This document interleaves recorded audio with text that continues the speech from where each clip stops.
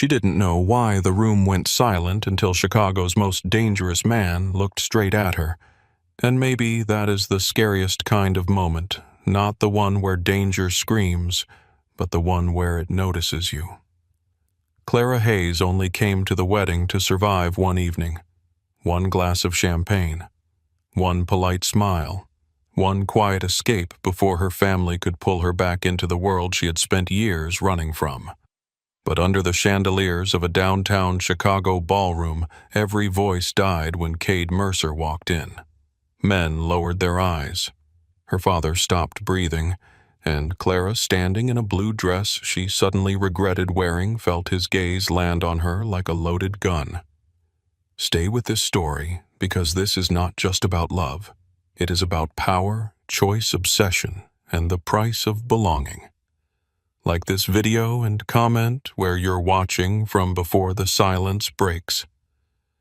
The silence did not stay in the ballroom. It followed Clara Hayes out through the revolving doors of the Blackstone down Michigan Avenue and into the cold Chicago night, like a second shadow. By Monday morning, she had almost convinced herself she had imagined it. Almost. Her apartment in Logan Square looked exactly the way she had left it. A chipped blue mug beside the sink. A wool coat hanging from the back of a chair. Sketches taped crookedly above her desk. The radiator hissed under the window with its usual bad temper, and the neighbor upstairs walked across the floorboards like he was dragging furniture with his feet. It was ordinary. That was why Clara loved it. Ordinary meant no men in dark suits waiting outside the door. Ordinary meant no whispered conversations stopping when she entered a room. Ordinary meant no father looking at her like she was an investment that had gone bad. She sat at her desk with a cup of coffee going cold beside her hand and opened the logo files for a bakery in Wicker Park. The client wanted something warm, clean, feminine, but not too sweet. Clara stared at the soft sketches on her screen and tried to care about flourishes, spacing, and color balance. Instead, she kept seeing Cade Mercer. Not his whole face, just his eyes. The way they had found her across the ballroom, as if every other person in the room had been erased. She clicked the cursor into a blank note and typed one sentence. Why did he look at me like that? Then she deleted it so fast her finger slipped. The phone rang. Clara jumped hard enough to knock her knee against the desk. It was Molly. For a second, Clara considered letting it go to voicemail. She had no patience for wedding talk, not after the way the night had ended. But Molly had always been kind to her. Soft in a family that treated softness like a defect. Clara answered. "Hey, you left without saying goodbye," Molly said. There was no anger in her voice. Only hurt, which was worse. Clara leaned back in the chair and closed her eyes. "I'm sorry. I felt sick. That's funny." Noah said the same thing. Clara opened her eyes. The radiator clicked. A bus sighed at the curb outside. "Noah talked to you. He told me not to bother you for a few days." Molly's voice lowered. "Clara, what happened?" "Nothing. That's not true." Clara looked at the sketches on the wall. 3 years ago, she had taped them there after a good client meeting and told herself she had finally built a life no one could take from her.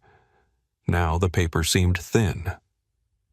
"Molly," Clara said carefully, "your wedding was beautiful. Don't do that. Do what sound like Aunt Denise when she's lying through her teeth." Despite everything, Clara almost smiled. On the other end, Molly exhaled. Was it Cade Mercer? The name moved through the room like a draft. Clara did not answer right away. Molly understood anyway. "He wasn't supposed to come," she said.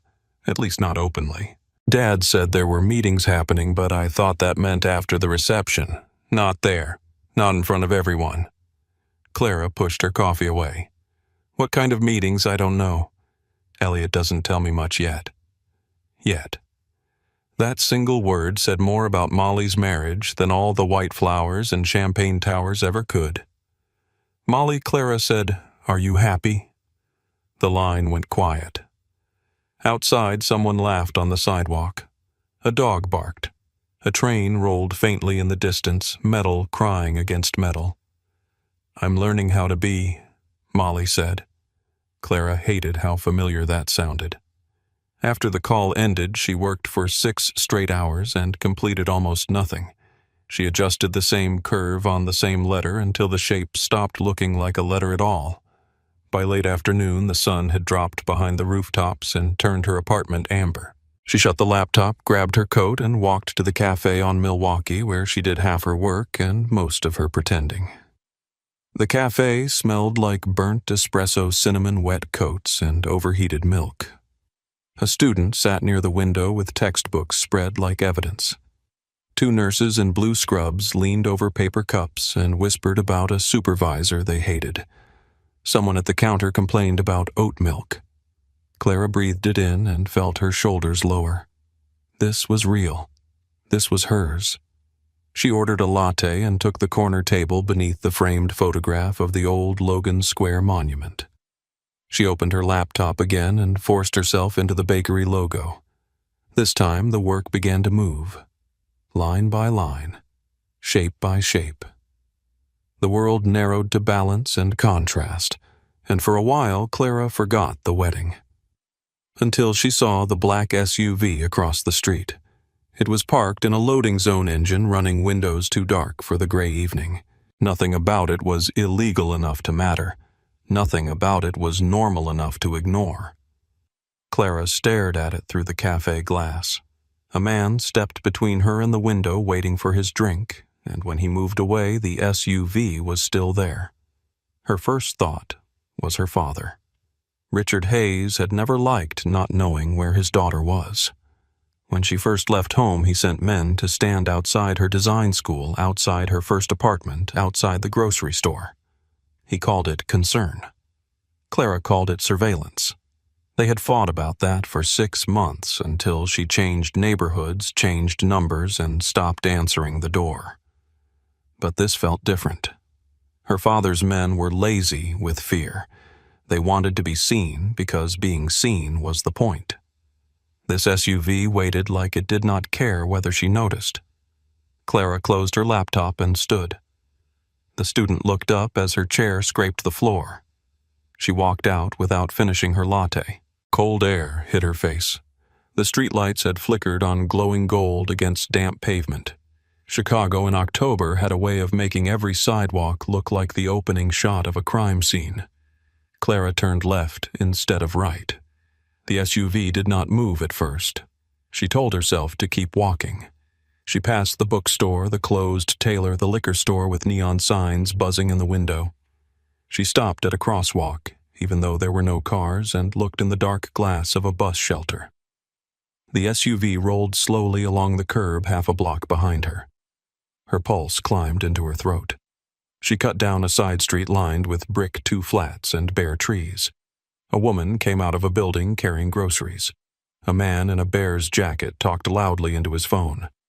Normal people, normal life. Clara held on to that. She refused to run. Running made you pray. Her father had taught her that before she was old enough to understand why a child would need to know it. At her building, she fumbled only once with the keys. The lock stuck like always. She shoved her shoulder against the front door and slipped inside. The lobby smelled like dust mail and old heat. She climbed to the 3rd floor without turning on the stairwell light. By the time she reached her apartment, her breath was coming too fast. She unlocked the door, stepped inside, and shut all 3 locks behind her. Only then did she let herself shake. Her apartment was dark. The city glow pressed against the windows. Her laptop bag slid off her shoulder and hit the floor. She stood in the center of the room listening. Nothing. No footsteps outside. No voices below. No sound except the radiator and the distant rush of traffic. She crossed to the window and pulled the curtain back with 2 fingers. The black SUV was parked across the street. Clara let the curtain fall.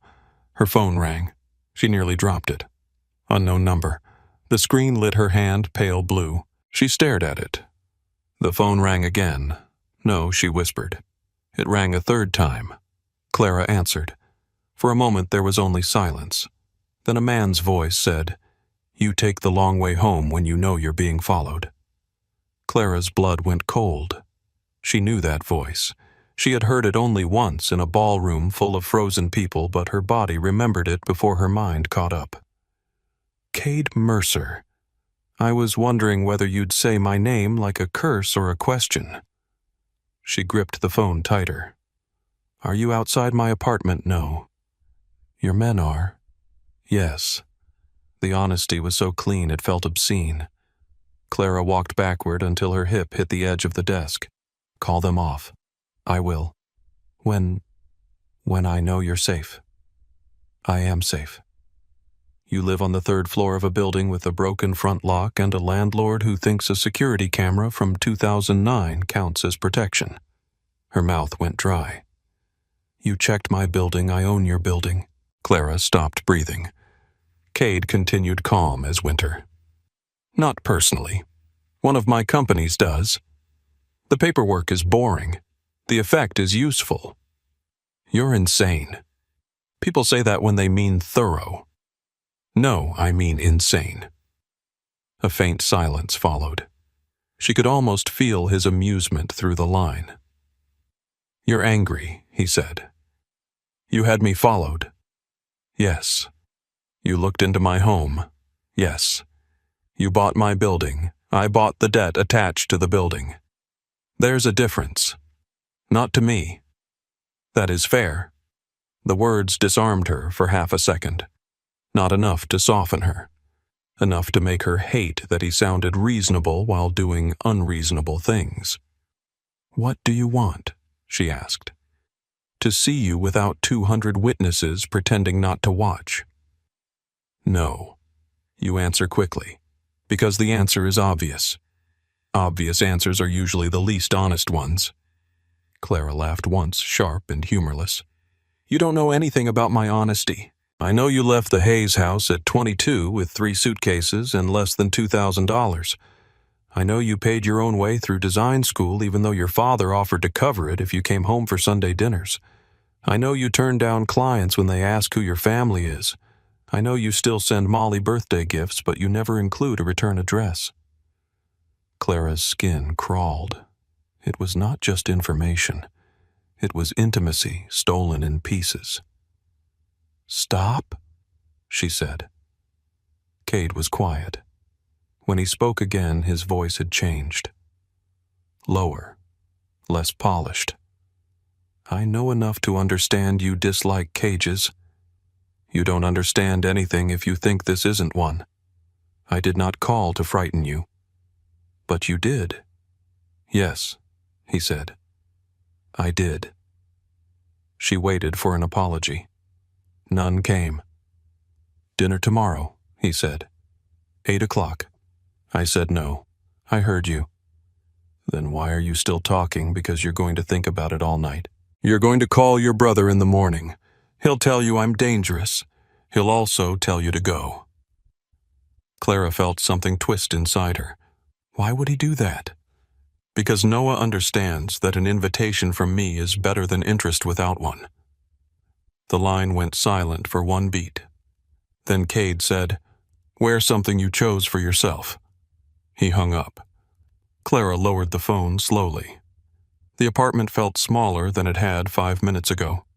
Not because anything had changed, because she now understood how easily it could be entered, studied, owned. She did not sleep. At 3 a.m, she sat on the floor beside her bed with the lights off and a kitchen knife resting on her knee, feeling foolish and terrified in equal measure. At 7, she called Noah. He answered in a voice rough with sleep. Clara, he called. Noah was awake immediately. What did he say? He wants dinner. A pause. Clara closed her eyes. Tell me not to go, she said. Noah did not answer. The silence hurt more than fear. Noah, I can't. She stood suddenly furious. You told me to leave the wedding. You looked like you were going to drag me out by the arm. That was before he made contact. That makes no sense. It makes perfect sense in his world. I am not in his world."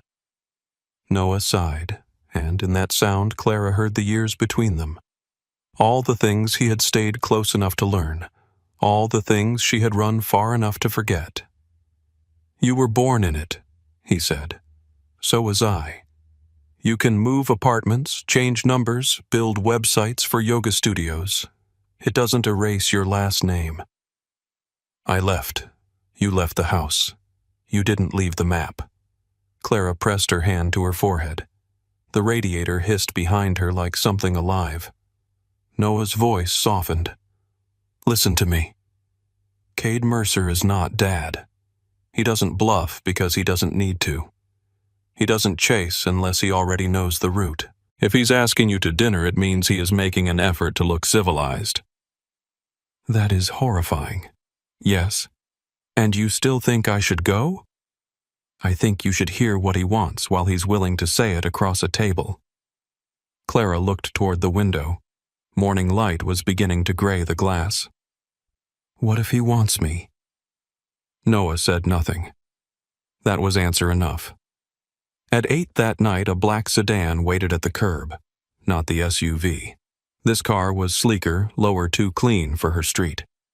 The driver stood beside the back door in a dark coat, hands folded in front of him. Clara watched from her window. She had changed clothes 4 times. A black dress felt like surrender. Jeans felt childish. Red felt like a dare she did not want to make. In the end, she wore cream trousers, a black silk blouse, and a camel coat belted at the waist. Her hair was loose. Her makeup was simple. She looked like herself on a good day, which was more courage than she expected to have. When she stepped outside, the driver opened the door. "Miss Hayes." She stopped beside him. "Do you have a name, Mason? Do you always work for men who stalk women into dinner?" His expression did not change, but something almost like respect moved through his eyes. "No, ma'am. Only the complicated ones." Clara got into the car.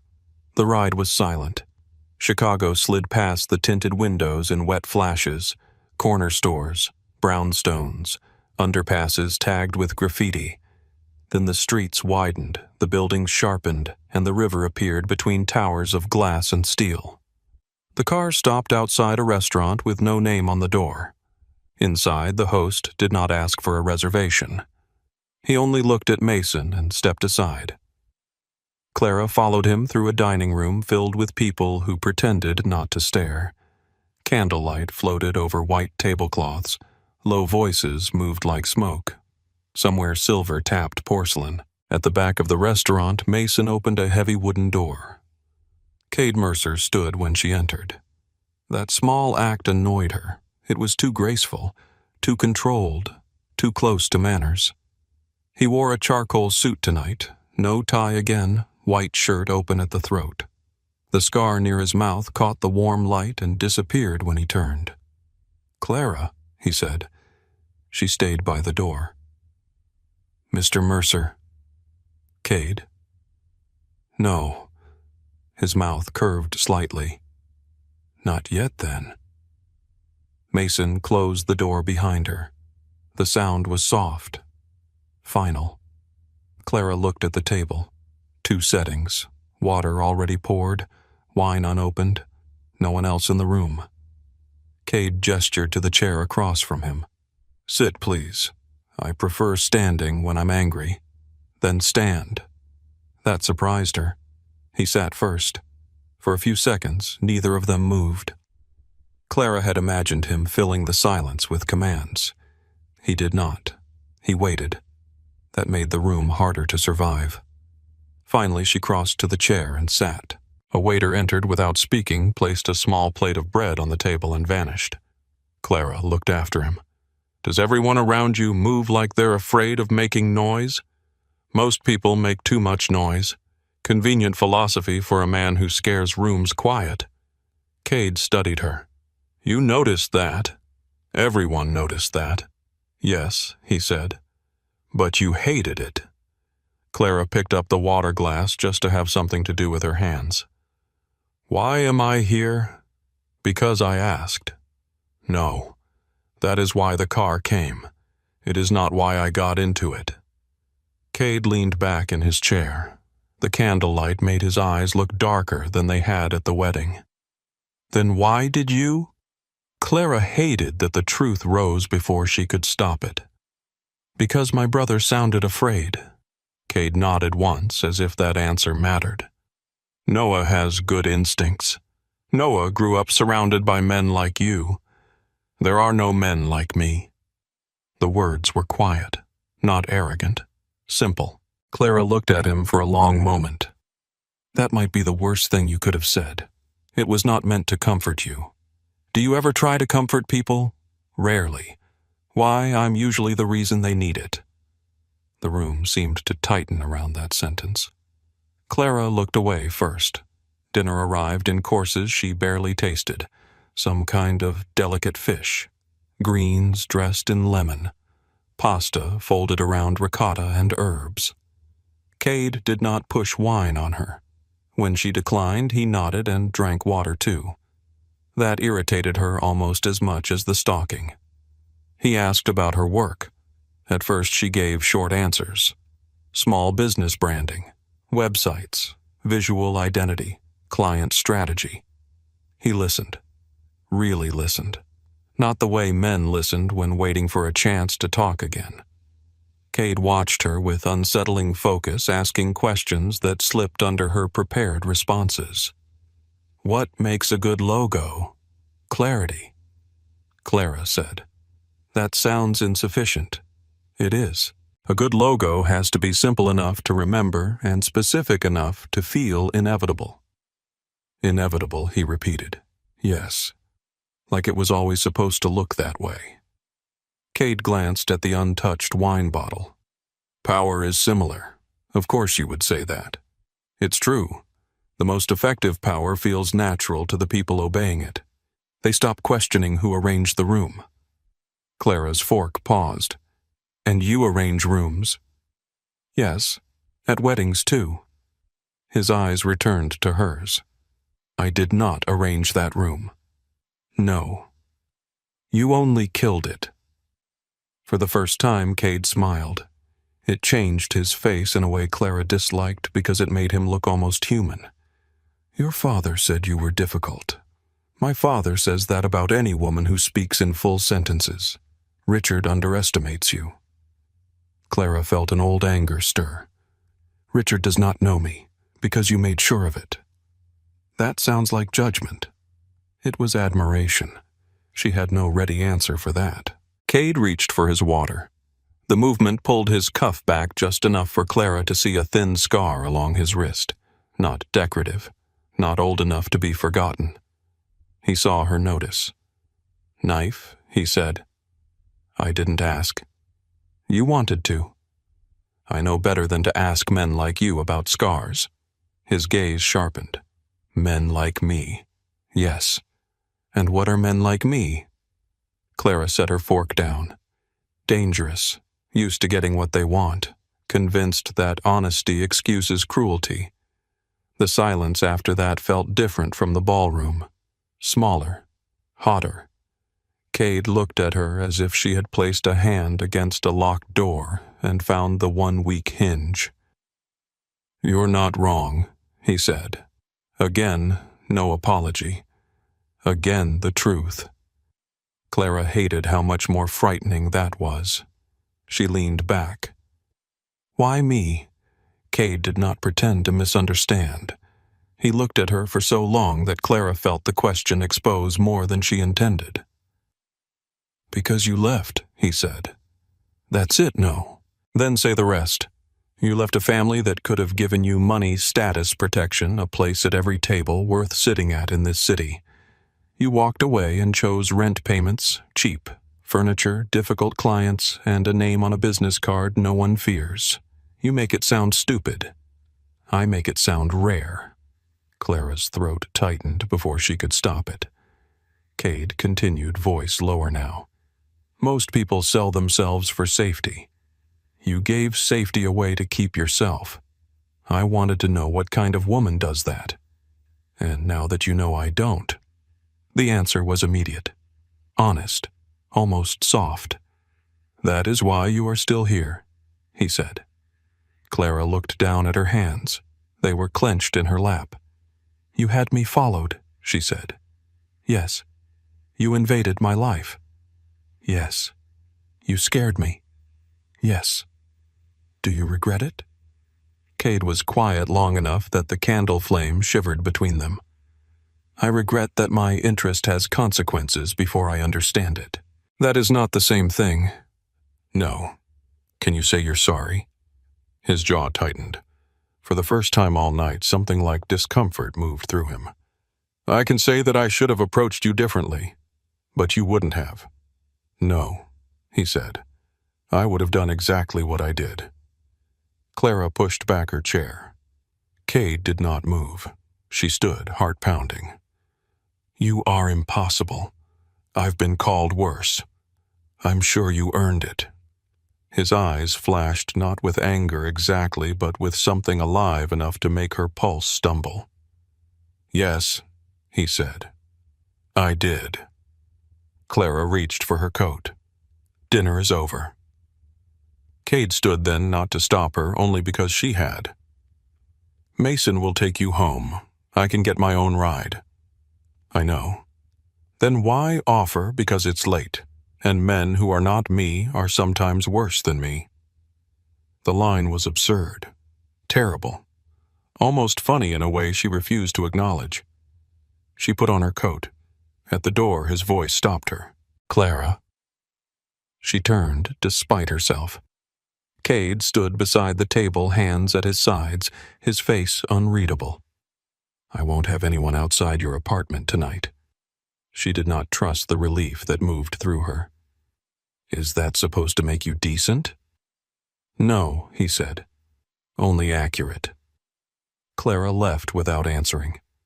Mason drove her home in silence. This time, the city looked less like a place she belonged to and more like a map other people had drawn under her feet. At her building, she got out before Mason could open the door. The black SUV was gone. No men stood under the streetlights. No engine idled across the block. No shadow moved when she looked up and down the sidewalk. For one brief moment, Clara felt the shape of her old life return. Then she realized she was disappointed. That was the part that frightened her most. Inside her apartment, she locked the door and stood in the dark, still wearing her coat. The room smelled faintly of coffee paper and old heat. Her laptop waited on the desk. The bakery logo waited with it. A life waited too plain and narrow and hers. Her phone stayed silent. Clara told herself that was good. She brushed her teeth, washed her face, changed into an old sweatshirt, turned off the lights. Still, when she lay in bed, she did not think about the SUV. She thought about Cade standing when she entered the room. She thought about him drinking water because she did. She thought about the scar on his wrist and the way he had not hidden it. She thought about his voice saying, "I wanted to know what kind of woman does that." At 2 a.m, rain started tapping against the window. Clara turned onto her side and stared at the dark shape of her apartment. For years, she had believed freedom meant no one looking for her. Now, against every instinct she trusted, she wondered what it meant that someone had. By morning, she opened her laptop and tried to work. The bakery logo looked wrong, too delicate, too polite, too safe. She deleted the design and started over. This time, she drew something bolder. A mark with sharp edges hidden inside soft curves. Something warm at first glance, but stronger the longer you looked. Her hand moved quickly. The work came clean. Outside, traffic rolled through wet streets. A siren wailed somewhere far away. A train passed. Life went on with its usual indifference. At noon, an email arrived from a client she had been courting for months. The subject line was short. Project paused. Clara opened it. The message was polite, vague, and final. Budget changes, internal shifts, maybe another time. She read it twice, then a third time. There was nothing suspicious in the words. That was what made it suspicious. Her phone rang before she could decide whether to be angry or afraid. Unknown number. She stared at the screen. This time she answered on the first ring. Cade said, "Before you accuse me, I did not tell them to drop you." Clara closed her eyes. "But you know they did." "Yes." "How?" "Because someone asked about you this morning." Her fingers went cold around the phone. Who, a man connected to the Kincaid crew? The name meant nothing and everything. It had the shape of a warning. Cade's voice lowered. "You wanted no one watching your apartment. I respected that. But Clara, the moment people saw me look at you, you stopped being invisible." She stood slowly from her desk. Across the room, the curtains moved in the weak draft from the window frame. "I didn't ask for this. I know. I didn't ask for you." Another pause. "No," Cade said. "You didn't." Clara looked at the new logo on her screen, all those sharp edges disguised as beauty. "What happens now?" For once, Cade did not answer right away. When he did, his voice was quiet enough to make her listen harder. "Now you decide whether you still want to pretend the room went silent for no reason." Clara kept the phone pressed to her ear long after Cade stopped speaking. She could hear him breathe once, slow and controlled, as if even silence obeyed him. "I don't pretend," she said. "Yes, you do." The words struck harder than they should have. Clara stood in the middle of her apartment with the rain thinning against the window and her laptop glowing on the desk behind her. The paused project email remained open. The polite lie of it sat there in clean black letters. "You don't know me well enough to say that. I know you built a life small enough that no one from your father's world would bother reaching into it." Her throat tightened. "That's not pretending. That's survival." "Maybe." The softness of that one word irritated her more than arrogance would have. She crossed to the window and looked down at the street. No SUV, no idling car, no man under a street lamp pretending to check his phone. For the first time since the wedding, her block looked normal. That should have comforted her. It did not. "Why would the Kincaids ask about me?" she asked. "Because people saw me look at you. That is insane. That is Chicago." "No," she said. "Chicago is traffic, bad weather, overpriced cocktails, and people arguing about pizza. This is not Chicago. This is your world." Cade was silent for a moment. Then he said, "You're right." The admission unbalanced her. Clara turned from the window. "Then keep your world away from me. I tried for 3 days. You call that trying?" "For me? Yes." She almost laughed, but there was nothing funny in the cold knot under her ribs. "I can't do this," she said. "You don't know what this is yet." "And whose fault is that?" The line went quiet. When Cade spoke again, his voice had lost its polished edge. "Come to the river warehouse tonight." "No." "Not dinner. Not a command. A conversation." "I don't trust your conversations." "Good. Bring that." Clara rubbed a hand over her face. She should hang up. She should call Noah. She should pack a bag and leave the city for a week, maybe a month, maybe forever. Instead, she asked, "Why there?" "Because it's mine." "That's not reassuring." "No," he said. "But it's honest." The words sat between them like a match held too close to gasoline. Clara looked at the laptop again, at the logo she had redrawn into something sharper, at the apartment she had chosen piece by piece, at the life that suddenly seemed less like freedom and more like a door with a weak lock. "I'll come," she said, hating the steadiness in her own voice. "But I drive myself. You don't have a car." She closed her eyes. "Of course you know that. Mason will wait downstairs." "I said I would come. I didn't say I would be delivered." Another pause. Then Cade said, "Take a cab. Text me the plate number. I'm not texting you anything. Then, text Noah. That was the first thing he said that made sense. Clara hung up before he could say anything else. The river warehouse sat in an industrial stretch west of downtown, where old brick buildings faced the water with the tired patience of men who had seen too many things and kept their mouths shut. The cab dropped Clara beneath a rusted street lamp. Wind moved over the river, wet and metallic. The building looked abandoned from the outside. No sign, no music, no warmth, just dark windows and a steel door.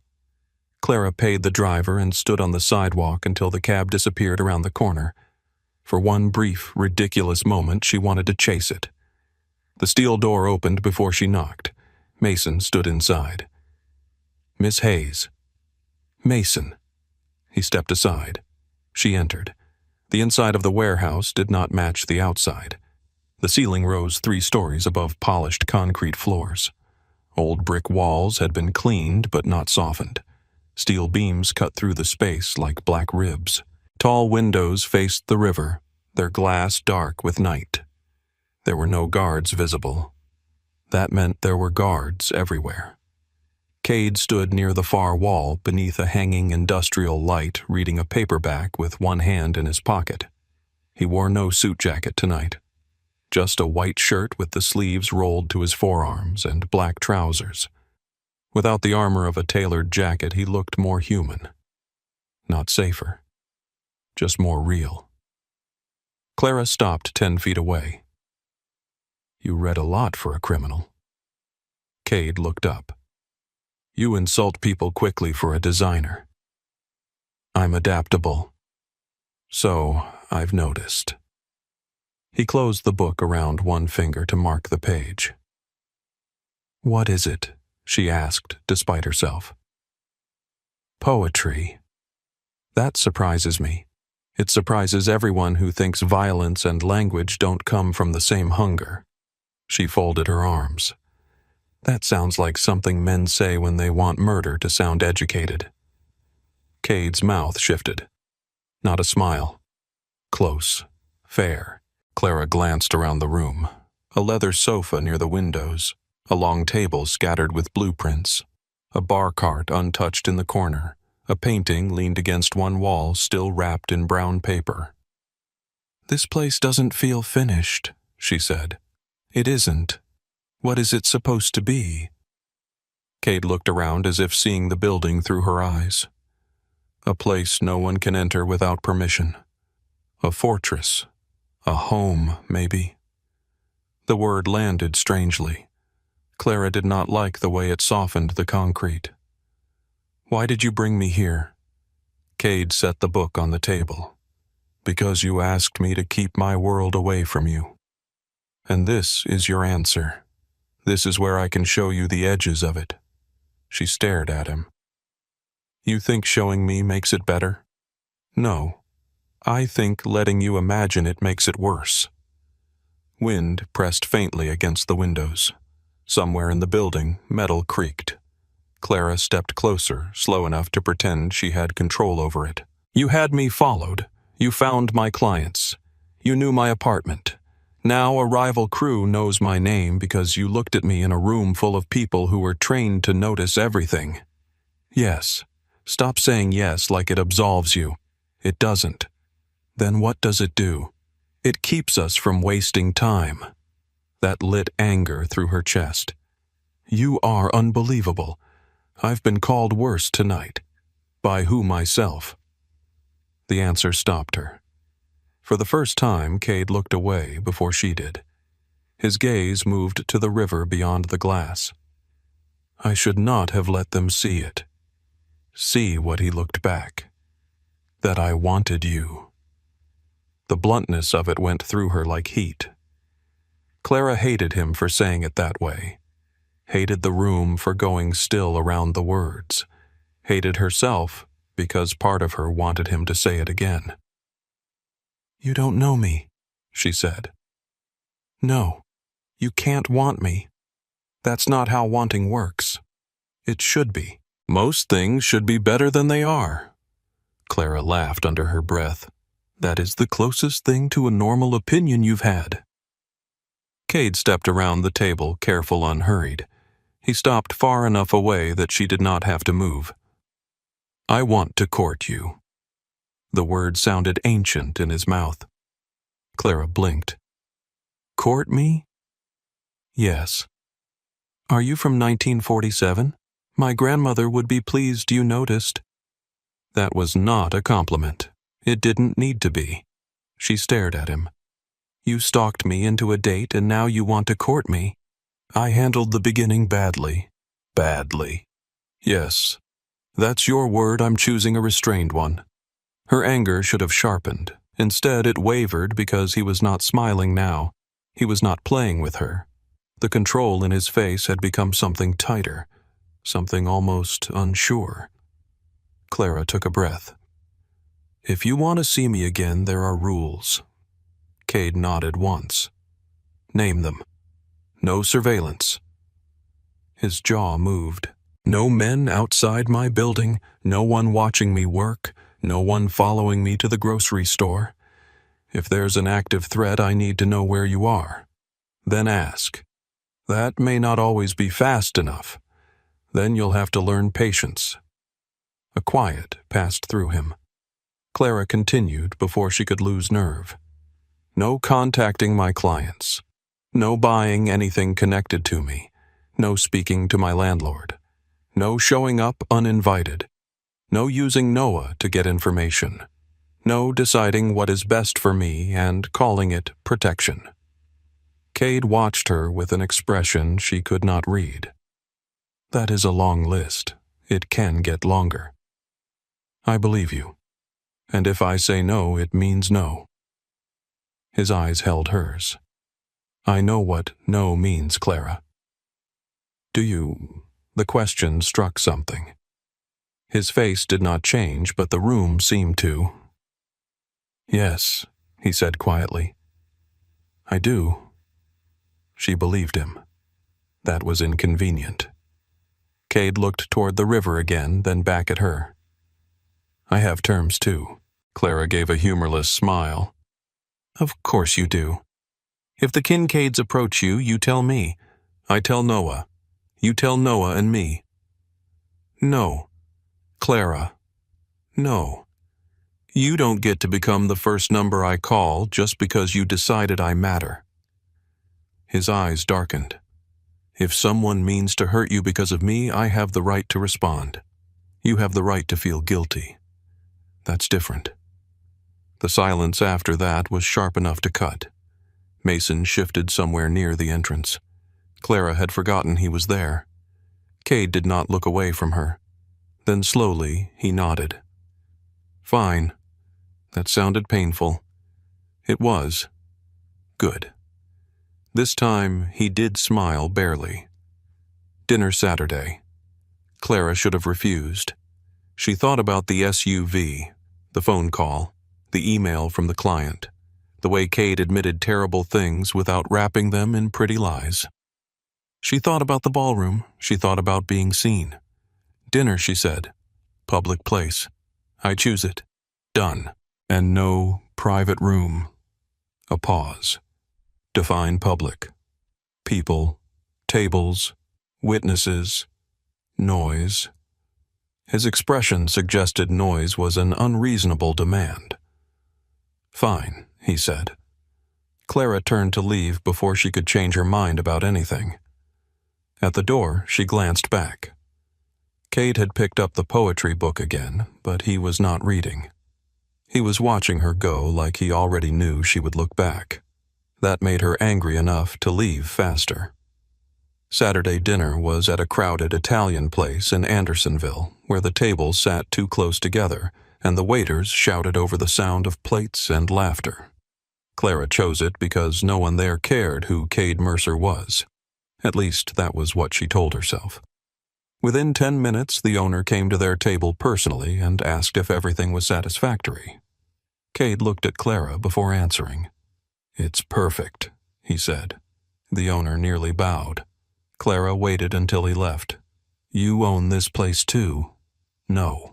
Does he owe you money? No. Then why is he sweating? Because he knows someone who knows someone. That is not a normal answer. It's a Chicago answer. She wanted to be irritated. She was. But Cade looked almost out of place beneath the noisy lights folded into a chair too small for him, his expensive coat hanging beside hers on a wooden peg. He did not complain about the noise. He did not request a better table. He let her choose the wine, then drank what she picked. They talked. Not about families. Not about territory. About work. Clara told him about difficult clients, ugly fonts, and people who wanted logos to look modern, but also timeless, but also vintage, but also fresh. Cade listened with the intensity of a man studying a map before a war. "You're laughing," she said at one point. "I am. You look surprised by it. I don't do it often." "That sounds lonely." His fingers stilled around his glass. For a second, she wished she could take it back. Then he said, "It is. No performance, no self-pity. Just truth." After dinner, they walked 2 blocks in the cold. Cade kept his hands in his coat pockets. He did not touch her. Not once. When a drunk man stumbled too close outside a bar, Cade moved half a step between them without seeming to move at all. Clara noticed. "Was that for me or for you?" Cade glanced down at her. "Both. At least you're learning." "I'm trying." The words were simple. They hit harder than they should have. Over the following weeks, dinner became coffee.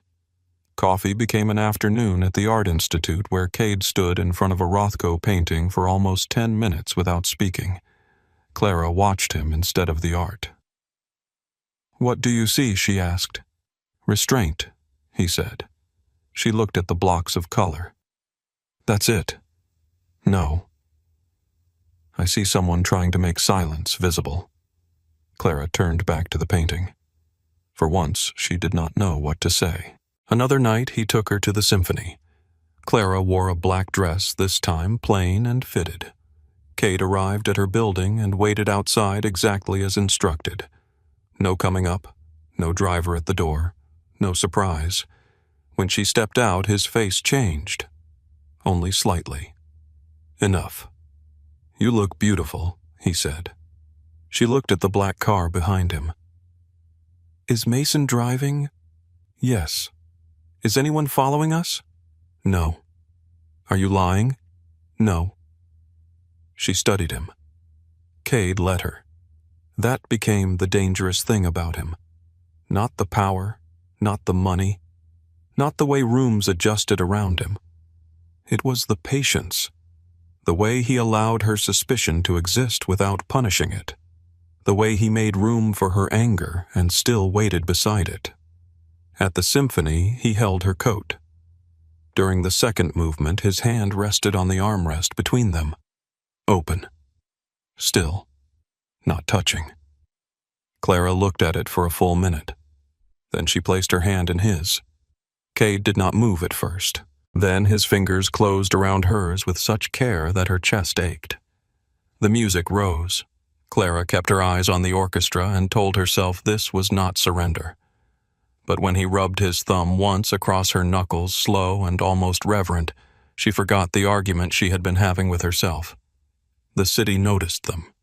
Of course it did. A photograph appeared in a society column the next morning. Cade Mercer and unidentified woman leaving the Chicago Symphony. Clara stared at the image on her phone while standing in line for coffee. Unidentified woman. She laughed once. Then she saw the second message. Noah. "Call me." She did. He answered immediately. "You were photographed with him. Good morning to you too." "This is not funny. I didn't say it was. You don't understand what public means with a man like Cade." Clara stepped out of the cafe line and moved toward the window. "What does it mean, Noah?" "It means people stop guessing. It means they start planning." Her stomach tightened. "Planning what?" "How to use you. How to test him. How to insult your father through you. How to reach Cade without walking through his front door." Clara looked outside at the ordinary sidewalk, the morning commuters, the wet shine of the street. "I'm not a message." "No," Noah said. "But he is making you one." The words stayed with her all day. That night, Cade came to her apartment for the first time because she invited him. He stood in the doorway without crossing the threshold until she stepped back. The apartment looked smaller with him inside. Not worse, just altered. He took in the couch, the sketches, the old radiator, the plants on the sill. "This is very you," he said. "You don't know what very me is." "I'm learning." She hated that the answer warmed her. They ate takeout on the floor because her table was covered in sketches. Cade loosened his cuffs and sat with his back against the couch, long legs bent awkwardly, looking like a king forced into civilian clothes. Clara laughed. "What, you look uncomfortable?" "I'm fine. You look like the floor insulted your bloodline. The floor and I have reached an understanding." For a while it felt almost normal. Then her phone buzzed. A client email. She opened it, read it, and felt the blood drain from her face. "What is it?" Cade asked. "Nothing." His expression changed. "Clara." She looked at him. "Don't do that. Do what say my name like you already have the right to worry." He went still. She regretted it immediately, then hated that too. "It's a client," she said. "They want to postpone the launch. They got nervous after someone asked questions about me." Cade's face emptied. That was when she knew. "You did something she said. I had Mason make inquiries." Clara stood. Cade rose more slowly. "You promised." "I promised not to interfere without cause." "No. You promised not to contact my clients. They were approached by Kincaid people. So you approached them too. I needed to know if they were a risk.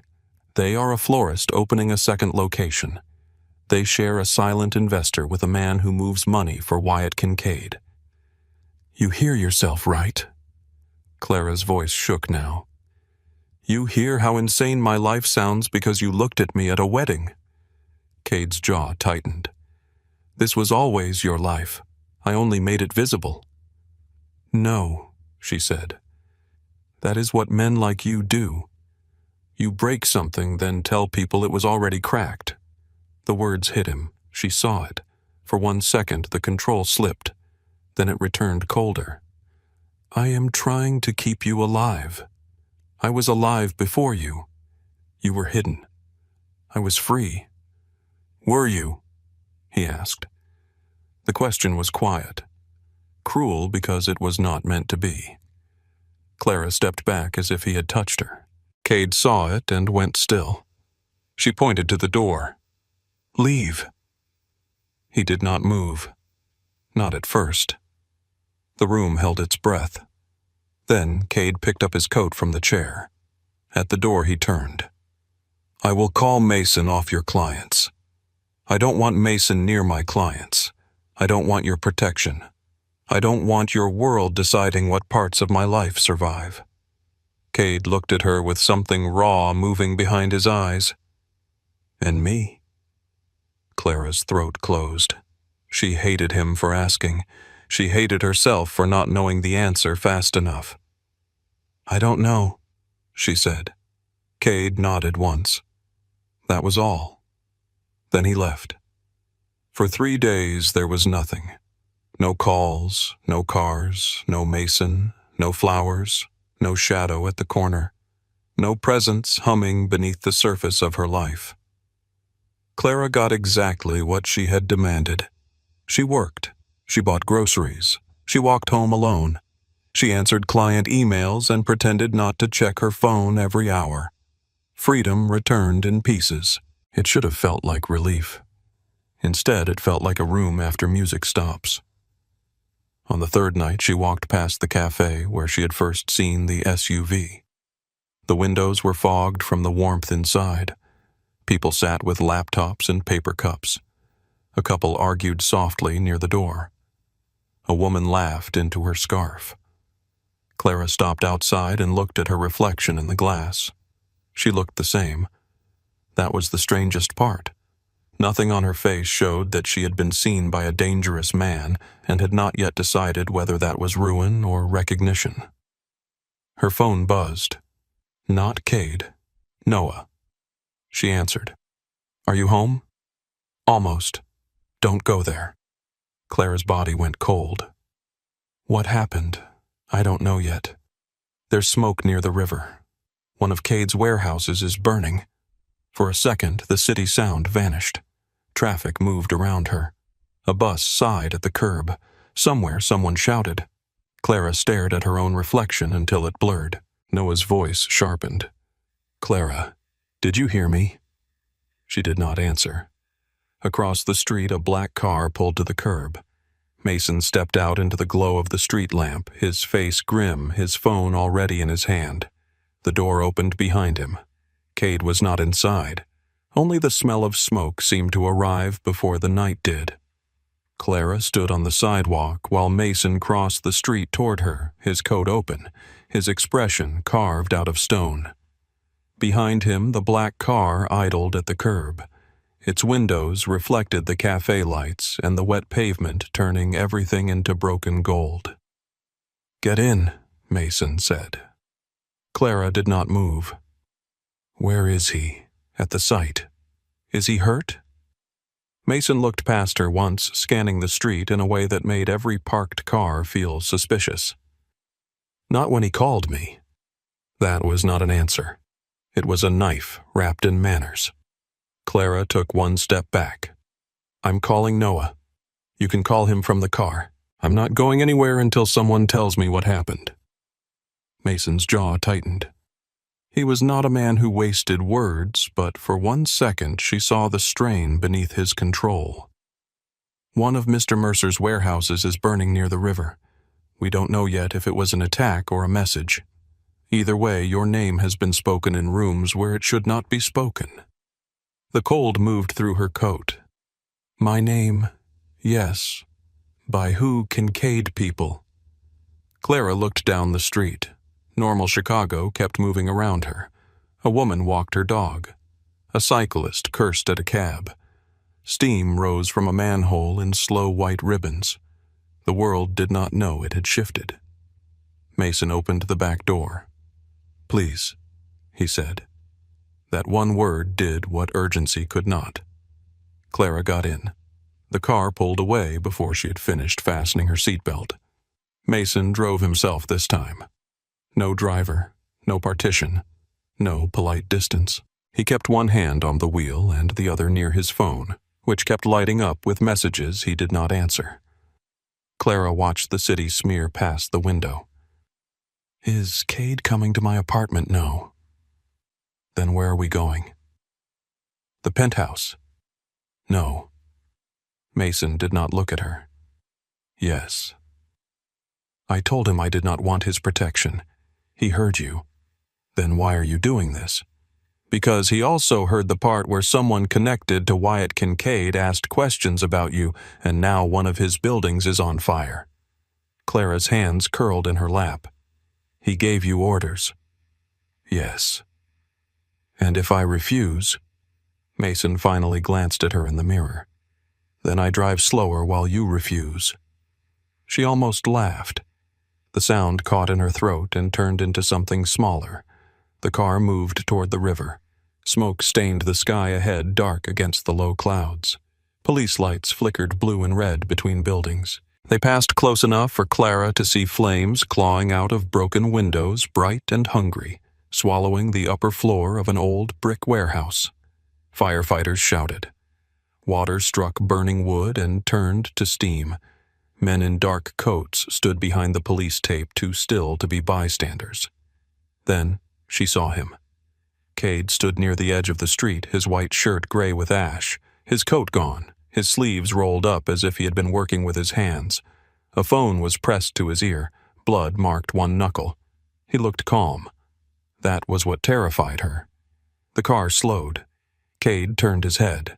Their eyes met through the tinted glass. For 1 second, the fire, the police, the city, and Mason all disappeared. Clara saw only the look on Cade's face.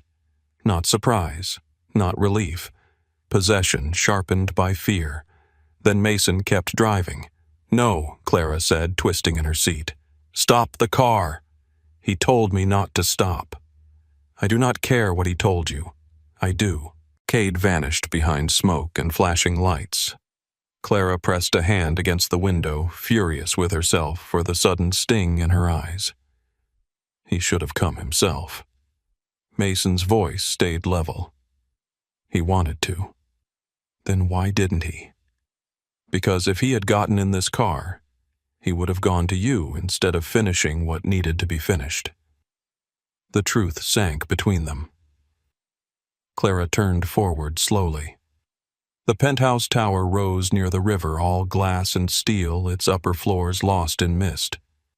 Mason drove into an underground garage where two men waited by the elevator. They nodded to him. They did not speak to Clara. She hated that. Hated being handled like something fragile and expensive. Hated that she was scared enough to let it happen. The elevator climbed in silence. When the doors opened, the penthouse spread before her like a museum designed by a man who trusted nothing soft. Pale stone floors, dark wood, wide windows overlooking the city. Lake Michigan was a black sheet in the distance, restless under the storm clouds. Mason stepped inside first. "Your room is down the hall, second door on the right." "My room?" "Yes. How long has there been a room for me?" Mason paused. That was answer enough. Clara walked past him into the living room. The place smelled faintly of cedar leather and rain. No photographs, no clutter, no careless evidence that a human being lived there. Everything was exact, beautiful, controlled, like Cade. She stood before the windows and looked down at Chicago. From this height, the city looked quiet. That was the lie rich people bought for themselves, she thought. Distance made danger look decorative. Her phone rang. "Cade." She answered so quickly she hated him for it. "Are you inside?" he asked. No greeting, no apology. "Yes." "Good. No, not good. I saw you. I saw you too. You should have stopped the car. I needed you away from the fire. I needed to know you were alive." There was a pause. When he spoke again, the ice in his voice had thinned. "I am alive. Are you hurt?" "No." "Do not lie to me. I have blood on my hand. It is not serious." Clara closed her eyes. Beyond the glass, police lights still flickered in the city below, tiny and frantic. What happened? The Kincaids sent a message. With fire. With fire. With timing. With your name passing through the wrong mouth before it started. Her stomach tightened. What did they say about me? Enough. That is not an answer.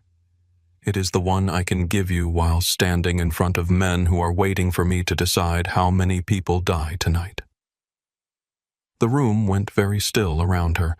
Clara opened her eyes. There he was, not the man who listened to her talk about design, not the man who held her hand at the symphony like it was something sacred. The other man, the one the ballroom had feared, the one who made silence happen. Cade. "I know," he said, and there was something rough beneath the words. "I know what that sounded like. It sounded like the truth." "Yes." She swallowed. "Then be careful with it." For a long moment he said nothing. Then his voice lowered. "Stay away from the windows." Clara looked at her reflection in the glass. Pale face, dark eyes. A woman standing in a fortress she had not chosen. "I am not one of your men." "No," Cade said. "You are the reason I still have control right now." The words hit too deep, too fast. Before she could answer, a man spoke on Cade's end. Cade covered the phone, but Clara still heard the urgency. The name Kincaid, the phrase South Loading Bay. Then Cade came back. "Mason will show you the security panel. No one gets upstairs without my code, his code, or yours. I have a code. Your birthday. She almost laughed, but the sound would have broken. You knew my birthday before you knew my favorite coffee. I know both. The line softened around his breathing. Clara. What I am sorry for the room. She looked around the penthouse. Which room? All of them. Then he hung up. Clara stood there with the phone in her hand until Mason cleared his throat behind her. The security panel is by the hall. I know how doors work. These doors are different. She turned. Everything is different with him. Mason did not deny it. He showed her the panel, the reinforced elevator lock, the room that would be hers. It had a bed, a desk, a private bathroom, and a door with a real lock. Clara tested it twice while Mason stood in the hallway pretending not to notice. It locks from the inside, he said. Cade told you to say that no. He told me to make sure it was true. That stayed with her after Mason left. Clara did not unpack. She set her bag on the chair and walked through the penthouse barefoot, trying to understand the shape of the life Cade had built around himself. The kitchen looked unused but expensive enough to feed a family for generations. The bookshelves were carefully arranged, but the books were worn. Philosophy, poetry, history, war. In the office, maps covered one wall. Chicago broken into lines, territories, routes, names.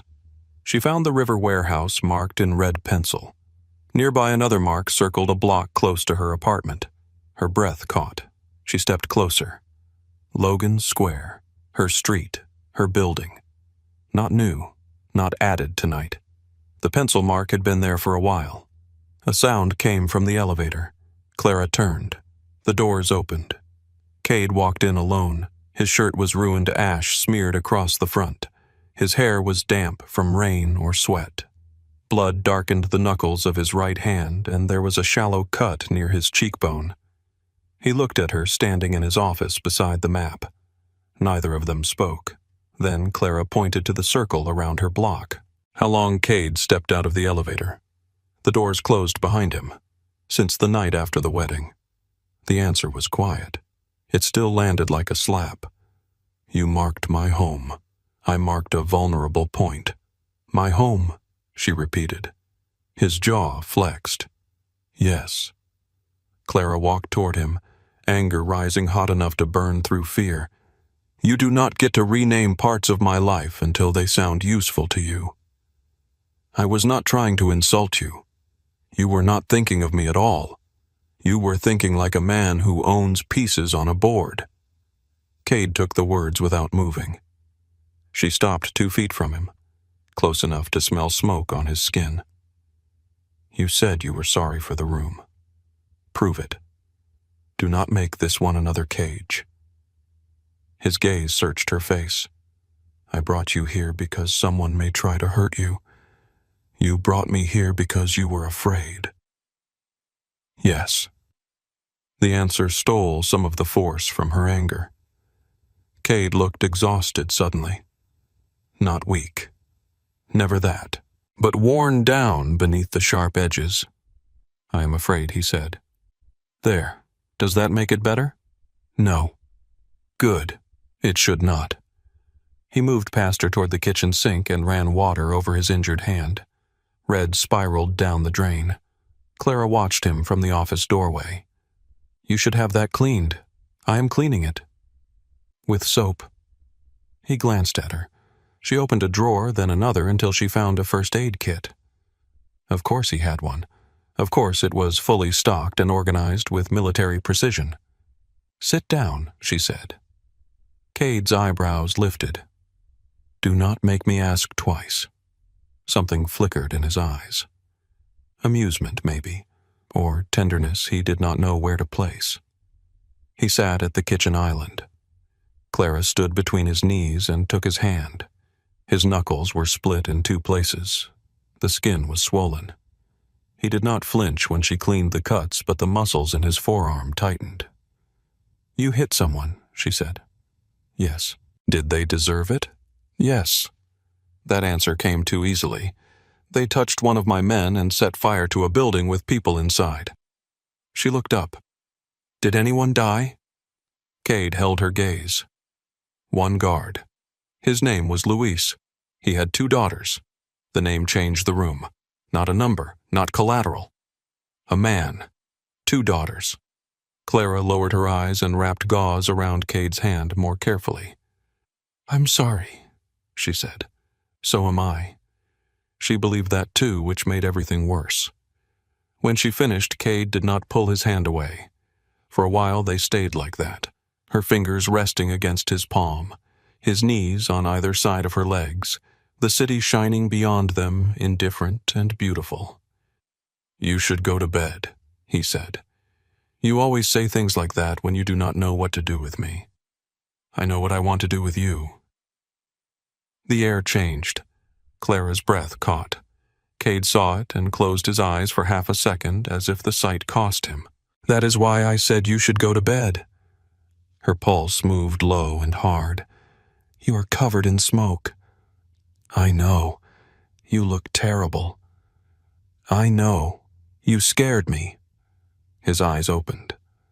That was the thing she had not meant to say. Not like that.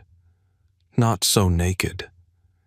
Cade lifted his uninjured hand slowly, giving her time to step back. She did not. His fingers brushed her cheek, so light she might have imagined it. "I scared myself," he said. Clara did not know who moved first. Maybe neither of them did. The kiss began softly and turned desperate within a breath. Cade stood one hand at her waist, the other careful not to touch her with the bandaged knuckles. Clara gripped his ruined shirt and felt the heat of him beneath the smoke and blood and rain. It was not gentle. It was not safe. But it was honest. Then Cade broke away. His forehead rested against hers. His breath was rough. "No." Clara's eyes opened. "No. Not like this." She almost laughed, wounded and breathless. "You are rejecting me now. I am trying not to take comfort from you while I still smell like fire. I am not made of glass." "No," he said. "You are not. That is exactly the problem." He stepped back. The distance hurt more than it should have. Cade dragged a hand through his hair. "If I touch you tonight, I will forget to be careful. Maybe I do not want careful. You will." His voice was so certain that anger flashed through her again. "Do not tell me what I will want." Cade looked at her then, and the hunger in his face was so raw she understood the fight he was having with himself. "I am not telling you what to want," he said. "I am telling you what I am capable of tonight. And it is not enough." That left her with nothing to throw at him. He went to shower. Clara stood in the kitchen alone, her mouth still warm from his, her hands trembling for reasons that had nothing to do with fear. When she finally went to the room he had given her, she locked the door. Then she sat on the bed and cried, silently furious because she did not know whether the tears were for Luis, for herself, for Cade, or for the fact that all 3 had become tangled together.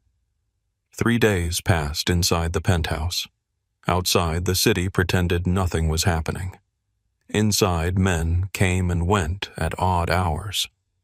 Mason spoke into his phone in low tones. Cade held meetings behind closed doors. Sometimes Clara heard names: Kincaid, Wyatt, South Docks, Union Vote, Missing Shipment. She worked from the desk in her room because she refused to stop being herself just because danger had learned her address. Cade did not push. He asked before entering her room. He did not touch her unless she touched him first.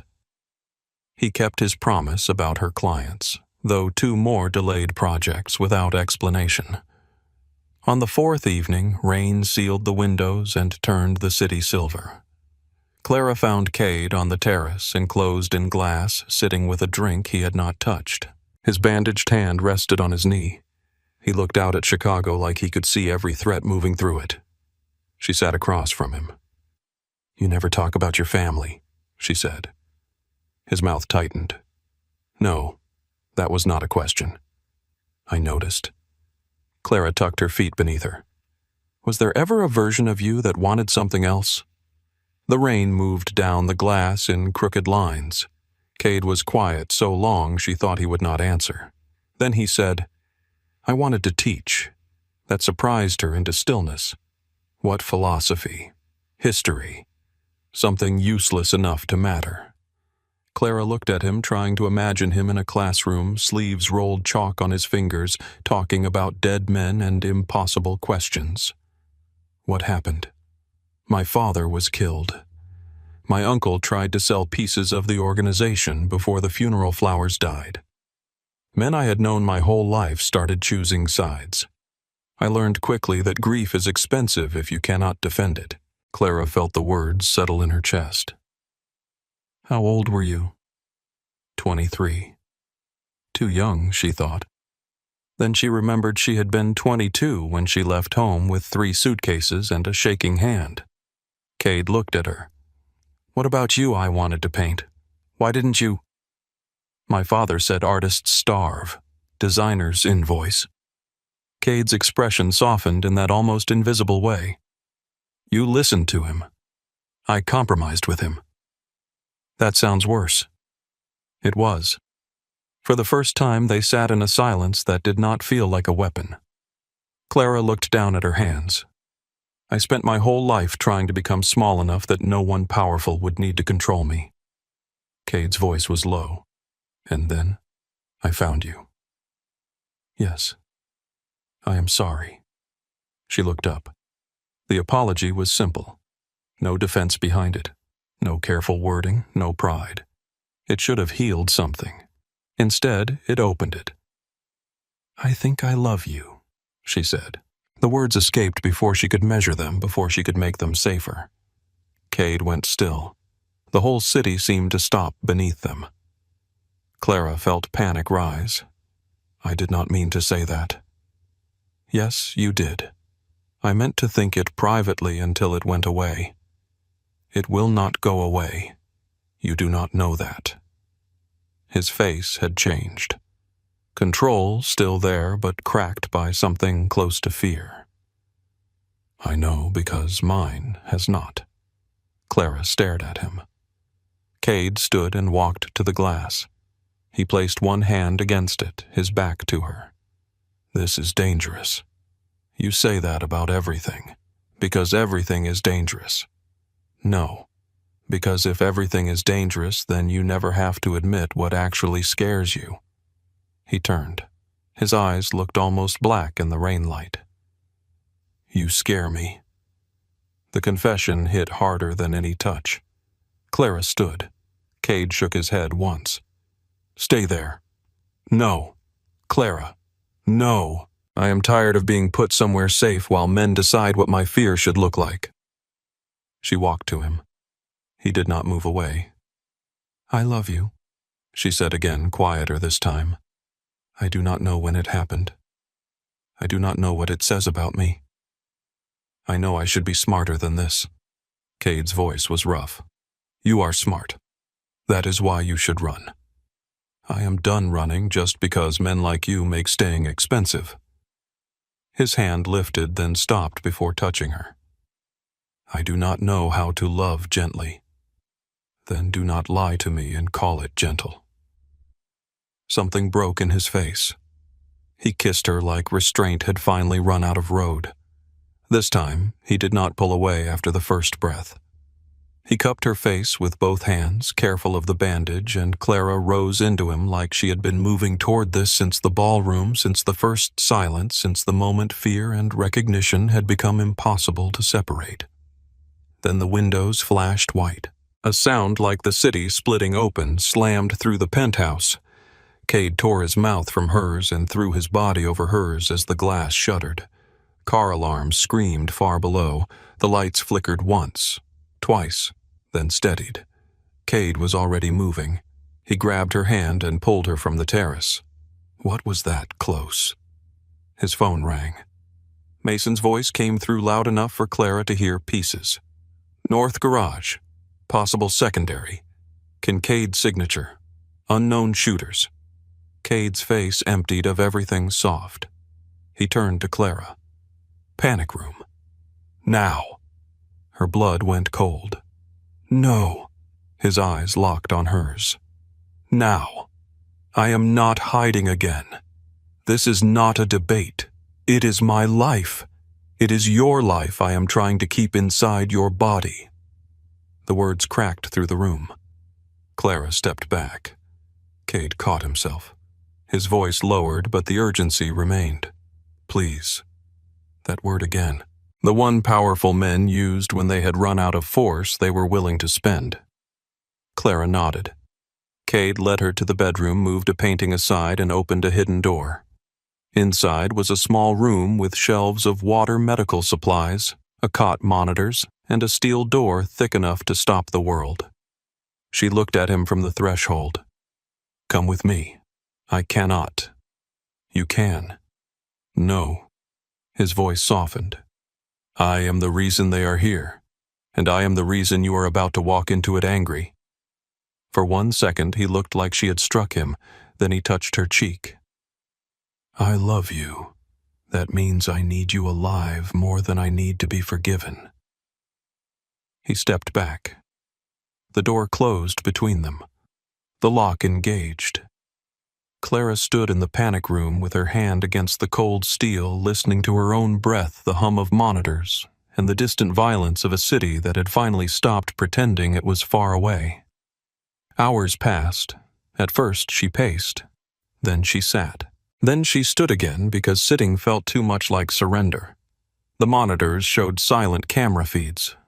Hallway, elevator, garage, empty rooms washed in gray light. No Cade, no Mason. No sound from outside except a low vibration now and then too distant to name. Her phone had no signal. The clock on the wall counted every minute with cruel precision. After the second hour, Clara stopped being afraid of dying and started being afraid of waiting forever. After the fourth, she understood something with a clarity that made her stomach turn. This was the real shape of Cade's world. Not the suits, not the restaurants, not the poetry beside a river window. It was sealed doors, no answers, and love turned into something you could lose without warning. When the lock finally clicked, Clara stood so fast her knees almost failed. The door opened. Noah stood on the other side. His shirt was streaked with blood. Not his, she knew before asking. It was never theirs until it was. Where is he? Noah raised both hands.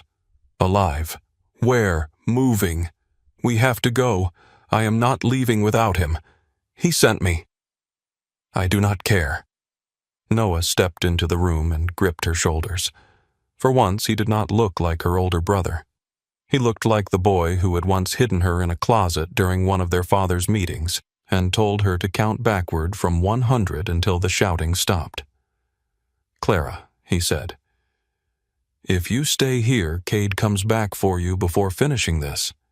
If he comes back too soon, more people die. Maybe him. Maybe you. So move. That reached her. She hated that it did. The safe house was in Lincoln Park, behind a brownstone with flower boxes and security cameras hidden so well, Clara only noticed them because Mason had taught her to look for what seemed too ordinary. Cade arrived near dawn. Clara heard the door open and was already standing when he came in. He looked terrible. His left arm was wrapped in a dark bandage. His cheek was bruised. Ash clung to his hair. His eyes found her and held. For 1 second, neither of them moved. Then Clara crossed the room. Cade lifted a hand. Don't. She stopped. Do not tell me that. I have blood on me. I can see that. Not all of it is mine. The words hung between them. Clara walked forward anyway. This time, Cade led her. She put her arms around him carefully, and his body went rigid, as if tenderness were the one attack he had not prepared for. Then he folded around her, burying his face in her hair. I am sorry, he said.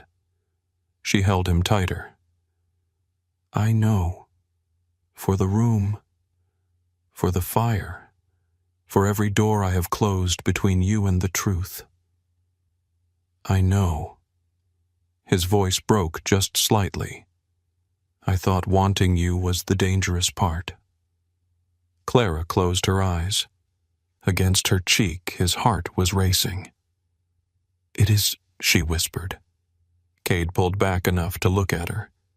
The sun was beginning to gray the windows behind him.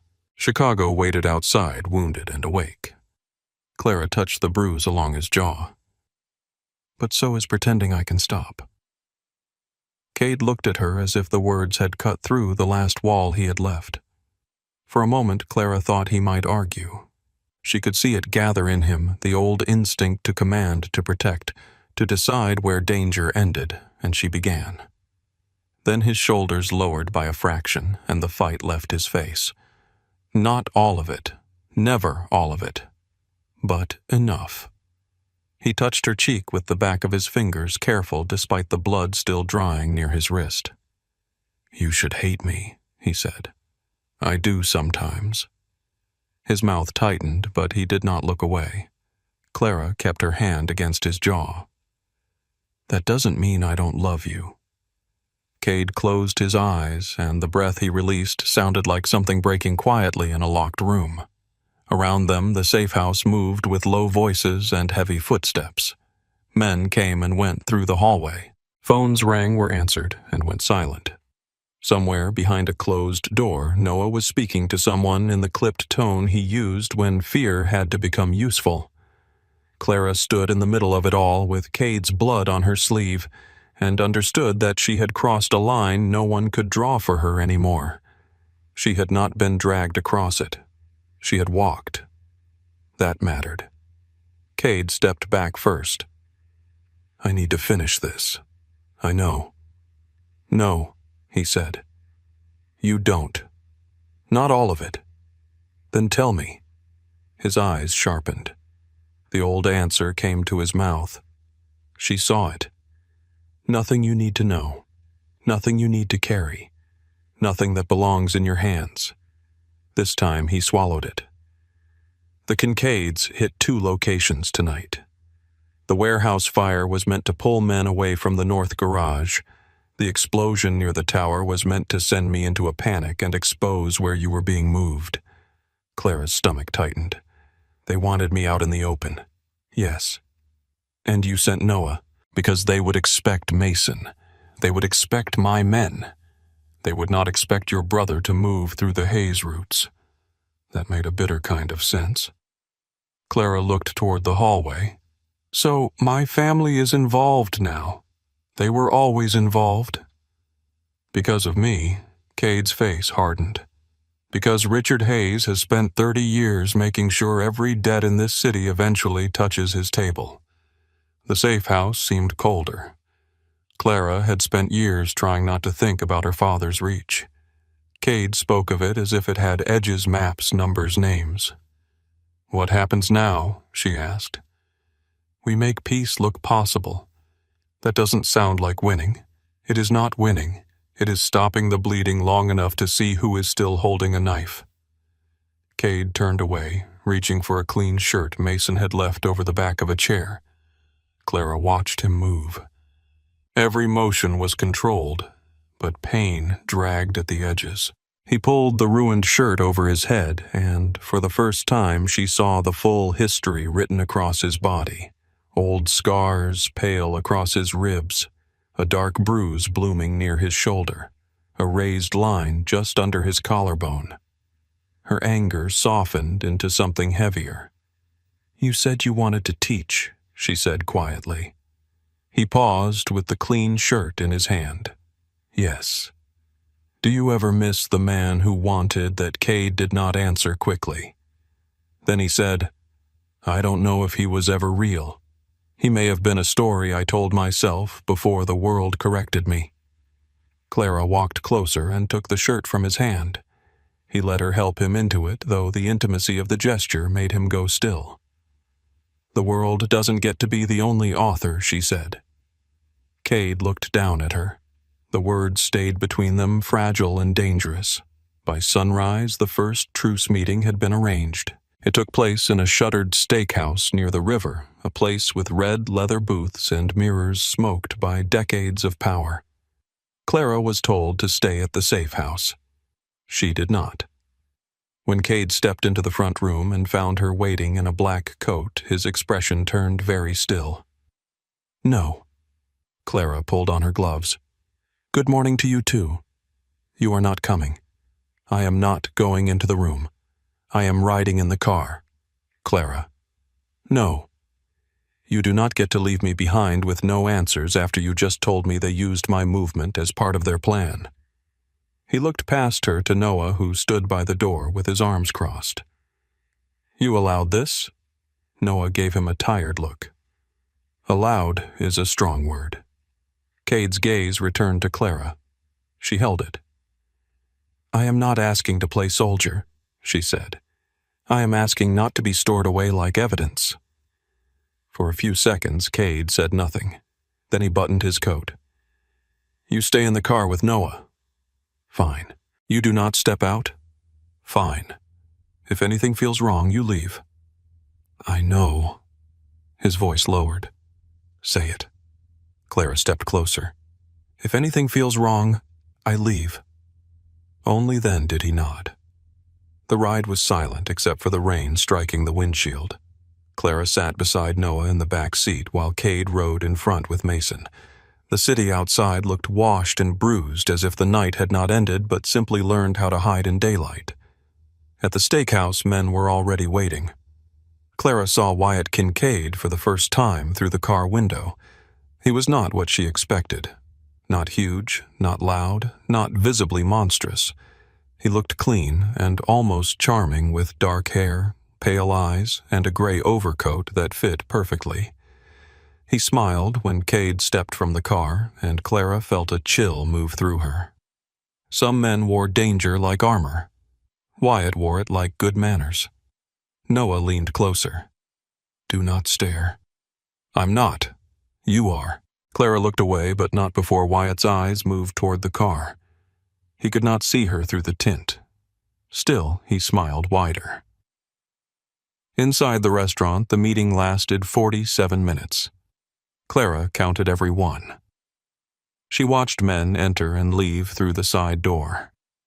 She watched Mason stand just inside the entrance, one hand visible, one not. She watched Cade through a gap in the blinds, once seated at the head of a table he did not own, looking like ownership had become unnecessary. When he came out, his face gave away nothing. That told Clara enough. Back at the safe house, Cade gathered his men in the dining room.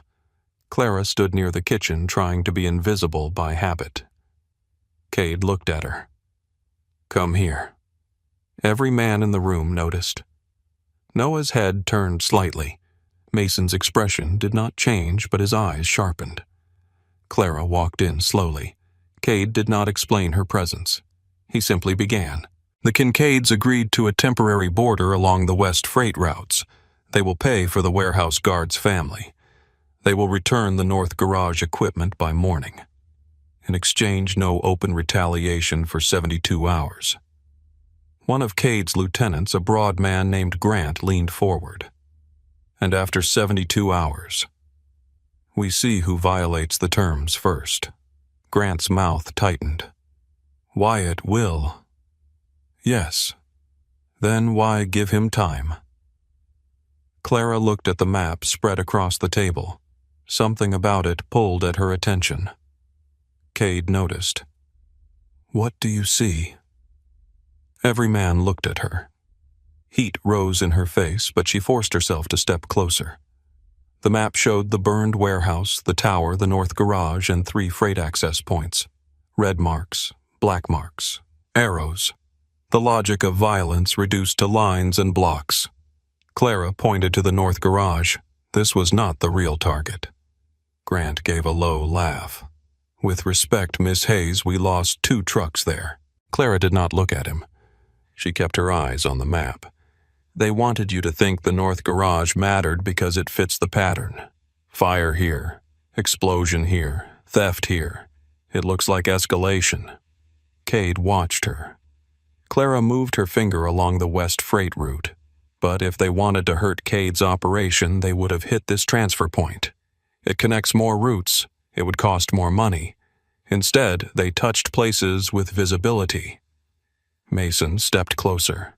Clara pointed to her own neighborhood on the map. Logan Square was not marked, but it sat just outside one of the lines. They are not mapping your business. They are mapping reaction time. How fast men move, who gets called first, who leaves which door, where I get taken. Silence filled the room. Not the ballroom silence. This one had weight. Cade looked at Mason. Mason leaned over the map, then his eyes moved once to Cade. She's right. Grant stopped smiling. Cade's gaze came back to Clara, and for one heartbeat she saw something in him that almost undid her. Pride, fear, wonder, all tangled together. Then he turned to the room. Change every route. No one uses the same vehicle twice. Noah moves with Clara until further notice. Mason, find who gave Wyatt our north garage schedule. The room shifted into motion. No one questioned why Clara had spoken. That was when she understood something had changed. Not enough, but something. That night back at the penthouse, Cade found Clara in the kitchen. She was barefoot, wearing one of his white shirts because her bag from the safe house had been brought up and half her clothes were still smoky. She stood over the counter eating toast because real food felt too complicated. Cade stopped in the doorway. What, she asked. You look like you belong here. The words were soft, but they hit a bruise. I do not know if that comforts me. I know. He crossed the room slowly. Clara set the toast down. Are you going to tell me I should not have spoken in the meeting? No. That I put myself in danger? You did. Cade. But you were right. That silenced her. He stopped on the other side of the counter, both hands resting on the edge. I have spent years making sure no one can see where I am vulnerable. Then you walked into a room and saw the pattern faster than men I pay to notice threats. You sound annoyed. I am terrified. Clara let out a small breath. Cade looked at her as if he were memorizing the sight. Then he said, Marry me. The toaster clicked behind her. Clara stared at him. That is not how normal people propose. I am aware. You did not even lead with a full conversation.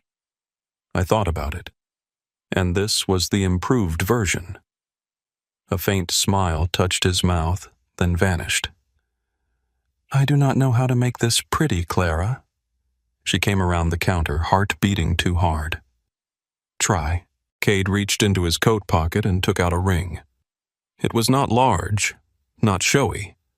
A gold band with a square-cut diamond, old and clear, the kind of ring that carried memory instead of performance. My mother's, he said. Clara's breath changed. Cade looked down at the ring, not at her. She wore it until the day she died. My father kept it in a safe. After he was killed, I took it before my uncle could sell anything that still had a soul attached to it. The room blurred slightly. He looked up. I am not asking because the city expects it. I am not asking because it solves danger. It may create more. I am asking because I do not want you standing beside me without a name I am willing to answer for. Clara's eyes burned. That sounds like possession. It is, he said, and promise, and fear, and love. I do not know how to separate them cleanly. She should have needed time. A wiser woman might have asked for it, but Clara had spent her whole life with men deciding what her choices meant. This one belonged to her, reckless or not. She held out her hand. Yes. Cade did not move for a second. Then he slid the ring onto her finger with a care so complete it made the world narrow to that single touch. His hand shook once. Only once. Clara covered it with her own. The wedding happened 6 days later in a judge's private office above a law firm downtown. Rain streaked the windows. Traffic groaned below. Noah stood behind Clara with red eyes and a jaw clenched hard enough to crack. Mason stood behind Cade, silent as stone. Clara wore a simple white dress she had designed herself the night before, clean lines, long sleeves, no veil. She had sewn a tiny blue stitch into the hem because Molly had once told her every bride deserved something blue. Cade wore a dark suit. When he saw her, he stopped in the doorway. No one else in the room mattered after that. The judge spoke. Clara answered. Cade answered. Their signatures dried on paper. A ring settled on his hand, simple gold against scarred knuckles. When the judge pronounced them husband and wife, Cade did not kiss her immediately. He waited. Clara smiled through tears. "You can kiss your wife, Cade." The word wife moved through him like a prayer. Then he kissed her slow and fierce and careful all at once. For 3 months, life softened. Not into safety. Clara was not foolish enough to call it that. But into rhythm. She redesigned the penthouse kitchen because Cade's idea of luxury had somehow excluded reachable shelves. She brought in plants, books, a green chair from her old apartment that Cade claimed was ugly and sat in every night. She worked from the home office, taking clients who no longer disappeared once her new last name became known. That bothered her. The advantage, the fear disguised as respect. She tried not to use it. Sometimes she failed. Cade came home most nights for dinner. On the nights he did not, Clara learned not to ask every question her fear invented. Instead, she trained herself to read what mattered. Was he injured? Was he silent? Did Mason call first? Did Noah come by with that careful face? Then a girl disappeared. Her name was Lena Kincaid, 16, Wyatt's niece. She vanished outside a private school in Lincoln Park on a Tuesday afternoon. The news called it a suspected kidnapping. The Kincaids called it an act of war. Cade came home that night with his face locked down. "I did not take her," he said before Clara asked. She believed him immediately. That frightened her how quickly belief came now. What do they want? To make people think I did. 3 days later, Lena was found alive in an old Mercer warehouse, drugged, dehydrated, terrified, wrapped in a blanket that had Cade's company mark stamped on the corner. Police arrived at the penthouse before sunrise. Cade put on a suit while Clara stood in the bedroom doorway, barefoot and cold. "You are not going with me," he said. She laughed once. "You are being arrested and you are giving me instructions. I am turning myself in before they drag me out for cameras." "Then I am coming." "No." She stepped closer. Cade's face was calm, but his eyes were not. "Clara, listen to me. This is not a room where my name protects you. If you step into it, they write you into the story. I am already in the story." His jaw tightened. Mason appeared at the doorway. "We need to move." Cade looked at Clara like he was trying to memorize her and leave at the same time.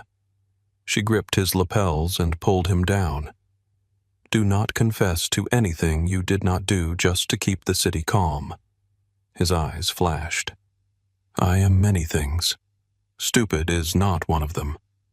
"No, but noble gets men killed too." For one moment his mouth softened. Then he kissed her forehead and left. Clara lasted 20 minutes. Then she called Noah. "I need you to take me to the police station." "No, I know where she was kept." Silence. Noah's voice changed. "What did you say?" "The warehouse. The one they found Lena in. I was there for 5 days during the renovation." Clara. "I have invoices, contractor logs, security upgrades, camera timestamps. If Lena had been there when they claimed someone would have seen her." Noah exhaled hard. "I'm downstairs in 5. The police station smelled like old coffee-wet wool and fluorescent exhaustion. Clara walked in with a folder under one arm and Noah at her side. Reporters waited outside behind barricades shouting Cade's name like it belonged to them. Inside, Cade's lawyer argued with a detective near the front desk. When he saw Clara, his expression collapsed into alarm. "Mrs. Mercer, you should not be here.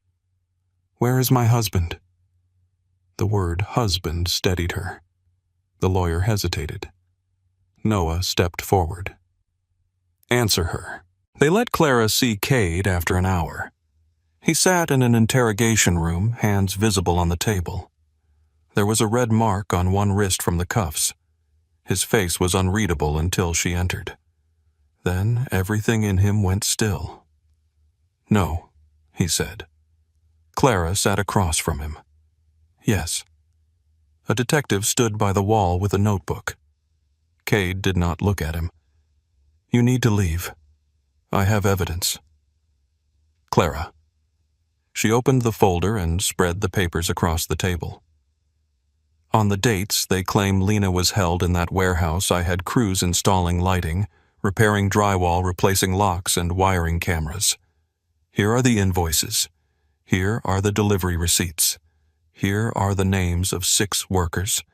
Here are the photographs I took because I wanted to change the entryway color." The detective stepped closer. Cade stared at her. Clara met his eyes. "You told me truth was better than a pretty lie. So stop trying to protect me from the truth when it can save you." His voice came out low. "They will come after you for this. They already did." For the first time, Cade looked afraid in front of someone else. Not for himself. For her. The charges began to crack by evening. By the next day they split open. By the third, the story changed. Lena had not been kept in the warehouse. She had been moved there hours before she was found. The blanket had been planted. The lock had been opened with an old access code tied to a Kincaid lieutenant named Owen Voss, who disappeared before police could find him. Cade was released just after dusk. He did not speak to reporters. He did not speak in the car. He did not speak when they reached the safe house instead of the penthouse. Only when the door closed behind them did his control finally fail. He sat on the edge of the bed and put his head in his hands. Clara stood before him, still wearing the same clothes from the station. "I am fine," she said. "No, you are not. You are free." "No," he said, voice rough. "I am not." She knelt in front of him. Cade looked at her then, and the devastation in his face was worse than anger. "My love for you is the cleanest weapon anyone has ever found against me." Clara did not flinch. "Yes, they did not have to touch you. They only had to put you in the line of fire and wait for me to lose judgment. Yes. I need you to leave." "No." "Clara." "No." He stood so quickly she had to rise with him. "I cannot keep doing this. Every day you stay, someone learns another way to reach me through you. Then teach me how not to be reached." His eyes narrowed. "What I am done waiting in locked rooms. I am done being moved from car to car. I am done being the thing everyone protects, hides, threatens, or uses. You are my wife. I know. That is why I am saying this to you and not asking permission from your men." Cade's face tightened. Clara stepped closer. "You want me safe. I want to be capable. Those are not enemies unless you make them enemies. You want a gun, I want training, security, routes, names, exits. I want to know how to tell when a room is wrong before someone has to pull me out of it. I want Noah to teach me how to fight. I want Mason to teach me how to spot surveillance. I want you to stop confusing ignorance with innocence." Cade stared at her like she had spoken a language he had spent his life refusing to learn. "No." Clara nodded once. "Then you are the cage." The words landed hard. She saw him absorb them, resist them, bleed from them in some place no one could bandage. He turned away and stood facing the dark window. For a long time the only sound was the city outside and Clara's own pulse. When Cade finally spoke, his voice was quiet. "I hate the idea of your hands learning violence." Clara moved beside him. So do I. I hate that loving me requires this. I know. I hate that you are right. She looked up at him. That was not surrender, but it was a door opening. Cade turned toward her. His eyes were tired, haunted, and still dangerous. You train with Noah first, defensive only. Mason teaches surveillance. You do not carry a weapon until I say you are ready. Clara lifted an eyebrow. Until we agree, I am ready. A shadow of a smile moved through the exhaustion on his face. You are impossible. I learned from you. For the first time since his arrest, Cade touched her. One hand at her waist, one at the back of her neck, his forehead lowering to hers. You are not a liability, he said. Clara closed her eyes. Then stop treating me like one. His arms tightened around her. Outside, Chicago kept breathing through sirens, rain secrets, and blood. Inside, Clara stood in the arms of the man everyone feared and felt the shape of her life change again. Not safer, not simpler, but more her own. Training began before Clara was ready, which meant it began at the right time. Noah met her in an empty boxing gym on the south side just after dawn, long before the city shook itself awake. The place smelled like leather dust, old sweat and coffee gone bitter in a paper cup.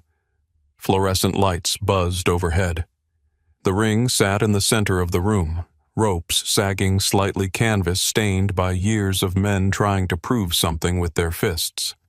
Clara stood near the lockers in black leggings and an old sweatshirt, arms folded tight against her body. Noah tossed her a pair of wraps. You know how to use these Nomuk good. Means you have less to unlearn. She caught them against her chest. That sounded almost supportive. I am supporting you. You look like you're preparing to bury me. Noah's mouth twitched, but the humor did not reach his eyes. I taught you to ride a bike. I taught you how to lie to Dad without blinking. I taught you how to climb out the kitchen window when you were 16 and grounded. I remember. This is different. I know. No, he said, stepping closer. You don't. Not yet. Learning how to survive this world changes how you see every room you enter. You stop seeing doors as doors. You see exits. You stop seeing strangers as strangers. You see hands, shoulders, weight shifts, eyes. You start noticing who is watching you, and then one day you realize you cannot stop noticing. Clara looked down at the wraps in her hands. Are you trying to scare me? I am trying to give you the choice no one gave us. That silenced her. Noah took her hands and showed her how to wrap them. Around the wrist, across the palm, between the fingers, tight enough to protect, loose enough to move. First rule, he said. You do not fight to win. You fight to leave. The first lesson was ugly. Clara was too slow, too tense, too angry at how weak she felt. Noah taught her how to break a wrist grip. She failed 6 times. On the 7th, she got free and stumbled backward into the ropes. Noah nodded once. Again. By the end of the hour, her arms trembled and her throat burned with swallowed curses. A bruise bloomed on her forearm. Her knuckles hurt inside the wraps. Cade was waiting outside when she stepped into the alley. He leaned against the black car hands in his coat pockets, face unreadable. Clara stopped. You said you wouldn't watch. I didn't. You waited. Yes. That is almost worse. His eyes moved over her, catching the bruise before she could hide it. Noah came out behind her. She did fine. Cade did not look at him. I know. Clara heard the strain under those 2 words. Not anger. Restraint. She walked to him and held out her bruised arm. Look at it. His jaw tightened. Clara, look. He did. It is a bruise, she said. Not a tragedy. His gaze lifted to hers. In my world, bruises are often promises. Then let this one promise I am learning. Something shifted in him then. It was not acceptance, not fully, but it was the first crack in his refusal to see her as breakable. He opened the car door. Clara got in because she chose to. Over the next 2 months, her body changed first, then her mind. Mason taught her surveillance in parking lots, train stations, hotel lobbies, and restaurants where the mirrors showed more than the people did.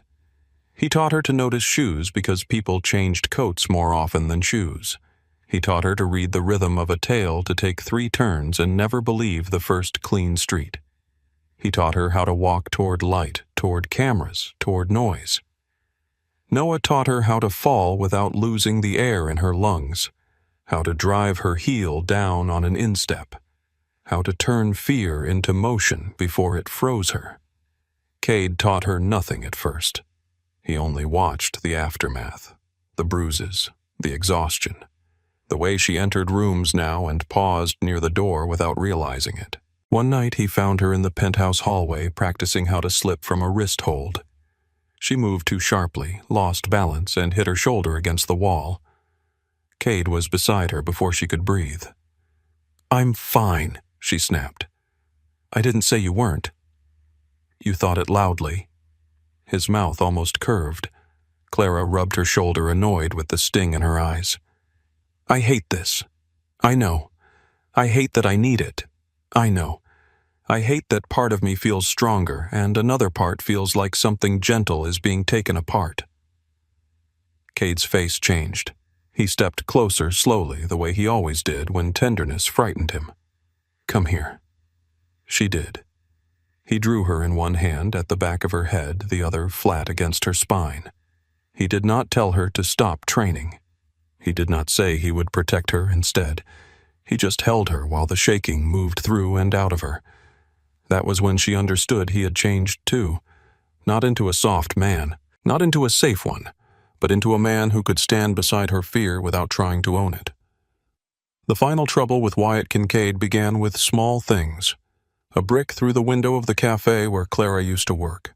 A florist client who found a dead crow tied to her back gate.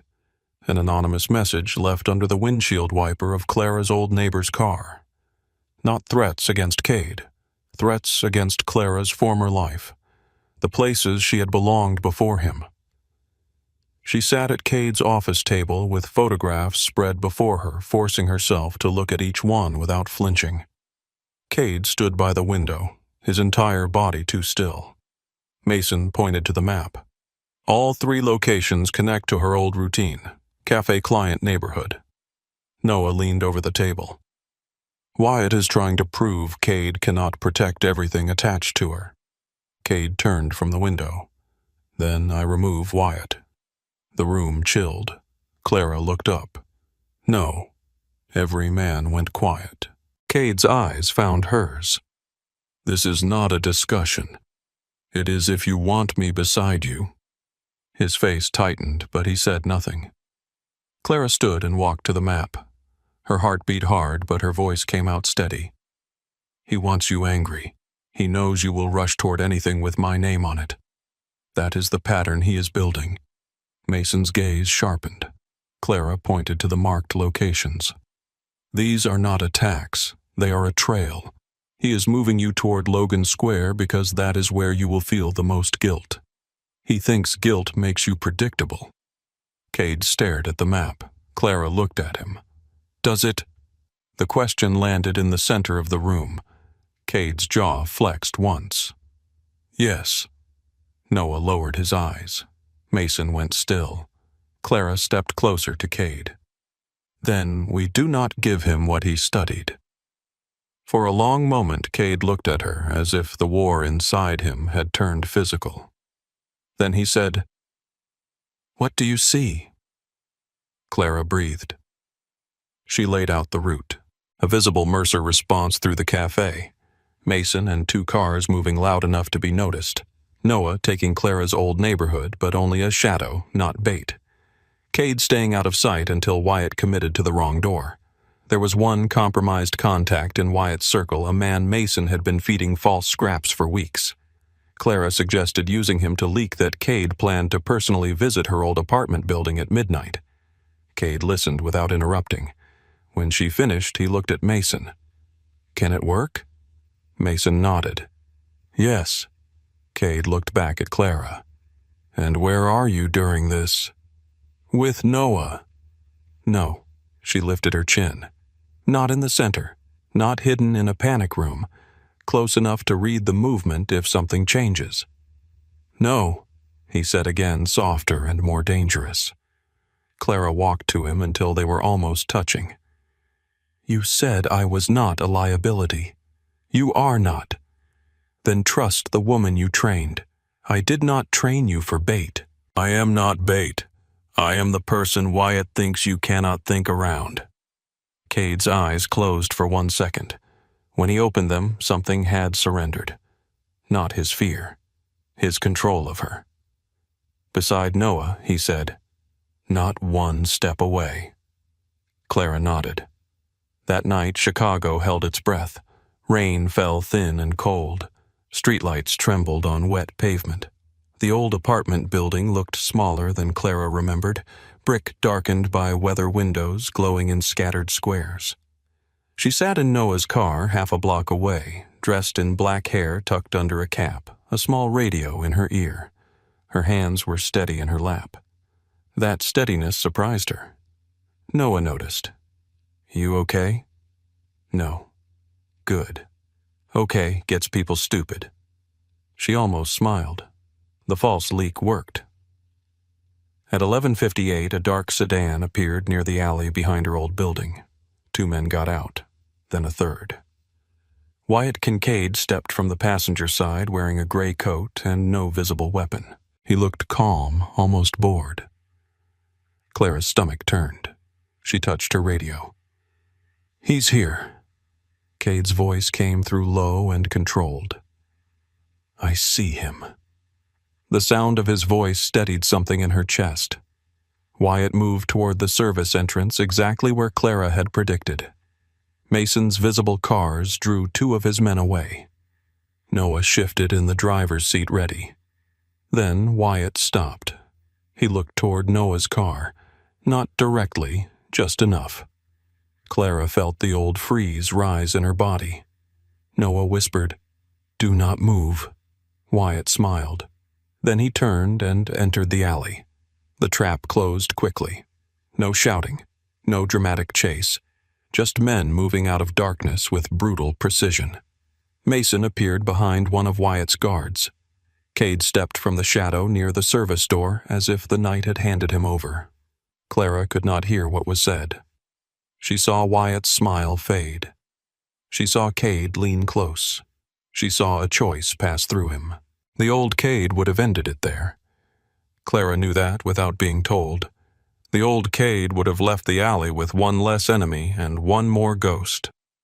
Instead, Cade stepped back. Police lights flashed at the far end of the street. Not ordinary police.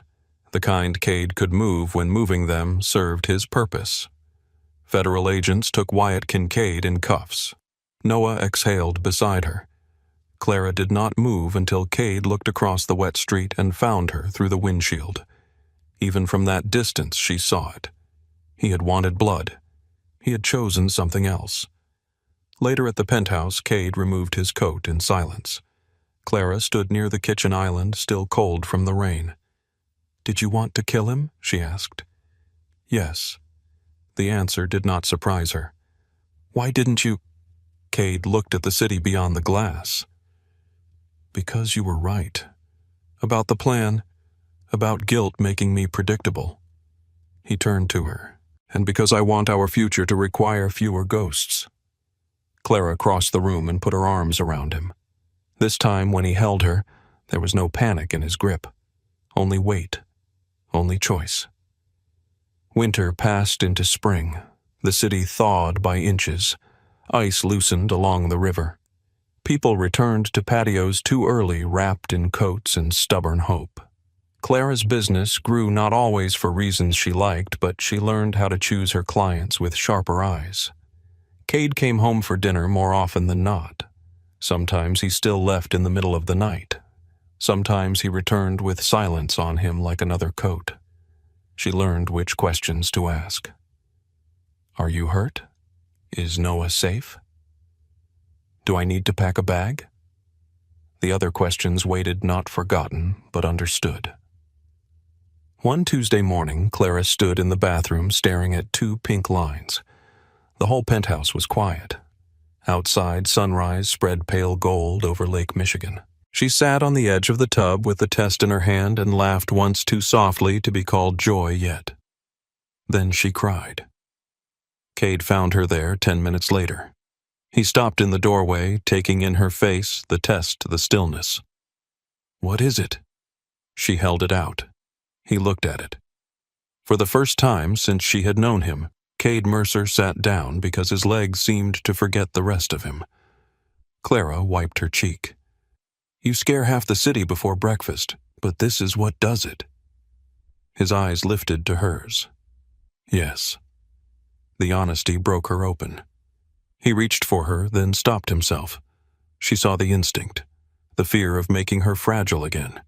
Clara took his hand and placed it flat against her stomach. There is nothing to protect yet, she whispered. There is everything to protect. Cade. His eyes closed. When he opened them, they were bright with terror and wonder. I do not know how to give a child a normal life. Then we give them an honest one. I want them to have choices. Then we start now. His thumb moved once over the soft fabric of her shirt. No cages, he said.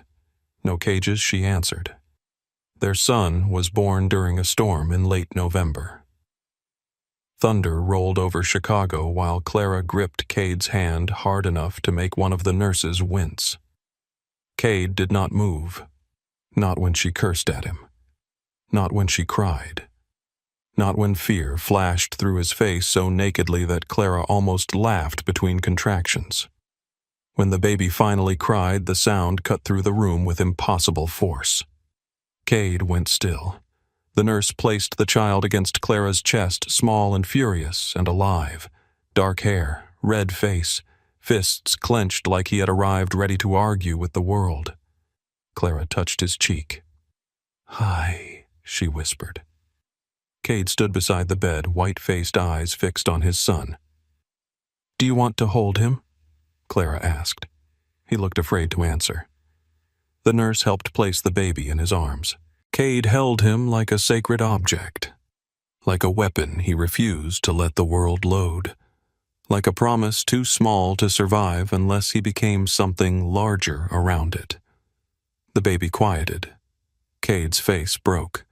Not loudly. A single tear moved down his cheek and he did nothing to hide it. I am sorry, he whispered. Clara heard him. For what? He looked at their son. For the world. Clara reached for his sleeve. Then help me change the part of it we can. Years softened the sharpest edges without removing them. Their son Samuel grew into a watchful child with Cade's eyes and Clara's stubborn mouth. He learned early that men lowered their voices around his father. He learned that Uncle Noah kept candy in one pocket and a knife in the other. He learned that Mason smiled only when he thought no one saw. Clara watched carefully for cages. She and Cade argued often about schools, security, birthday parties, sleepovers, which doors needed guards and which fears belonged to the past. Sometimes Cade lost the argument. Sometimes Clara did. Sometimes they met in the difficult middle and called it love. One evening, when Samuel was 5, they attended a charity gala at the Art Institute. Clara wore deep blue again. This time she chose it without regret. The hall glittered with chandeliers and glass. Music moved softly beneath conversation. Donors, politicians, businessmen, and women in diamonds turned as Cade entered with Samuel at his side. The room quieted. Not completely. Enough. Clara felt the old memory rise. The first ballroom. The first silence. The first look. Samuel felt it too. His small hand tightened around Cade's fingers. Daddy, he whispered. "Do I have to go in?" Cade stopped. Half the room watched him. Chicago's most dangerous man lowered himself to one knee in the middle of all that polished attention. "No," he said. "You choose." Samuel looked at the room, then at Clara. She smiled. He took one breath, then stepped forward on his own. Cade rose and looked across the room at Clara. No command, no claim, no cage. Just recognition. The silence that had once marked the beginning of danger now held something else. A choice made in the open. A life built inside the cost. A love that had not erased the darkness but had learned how to keep a light burning anyway.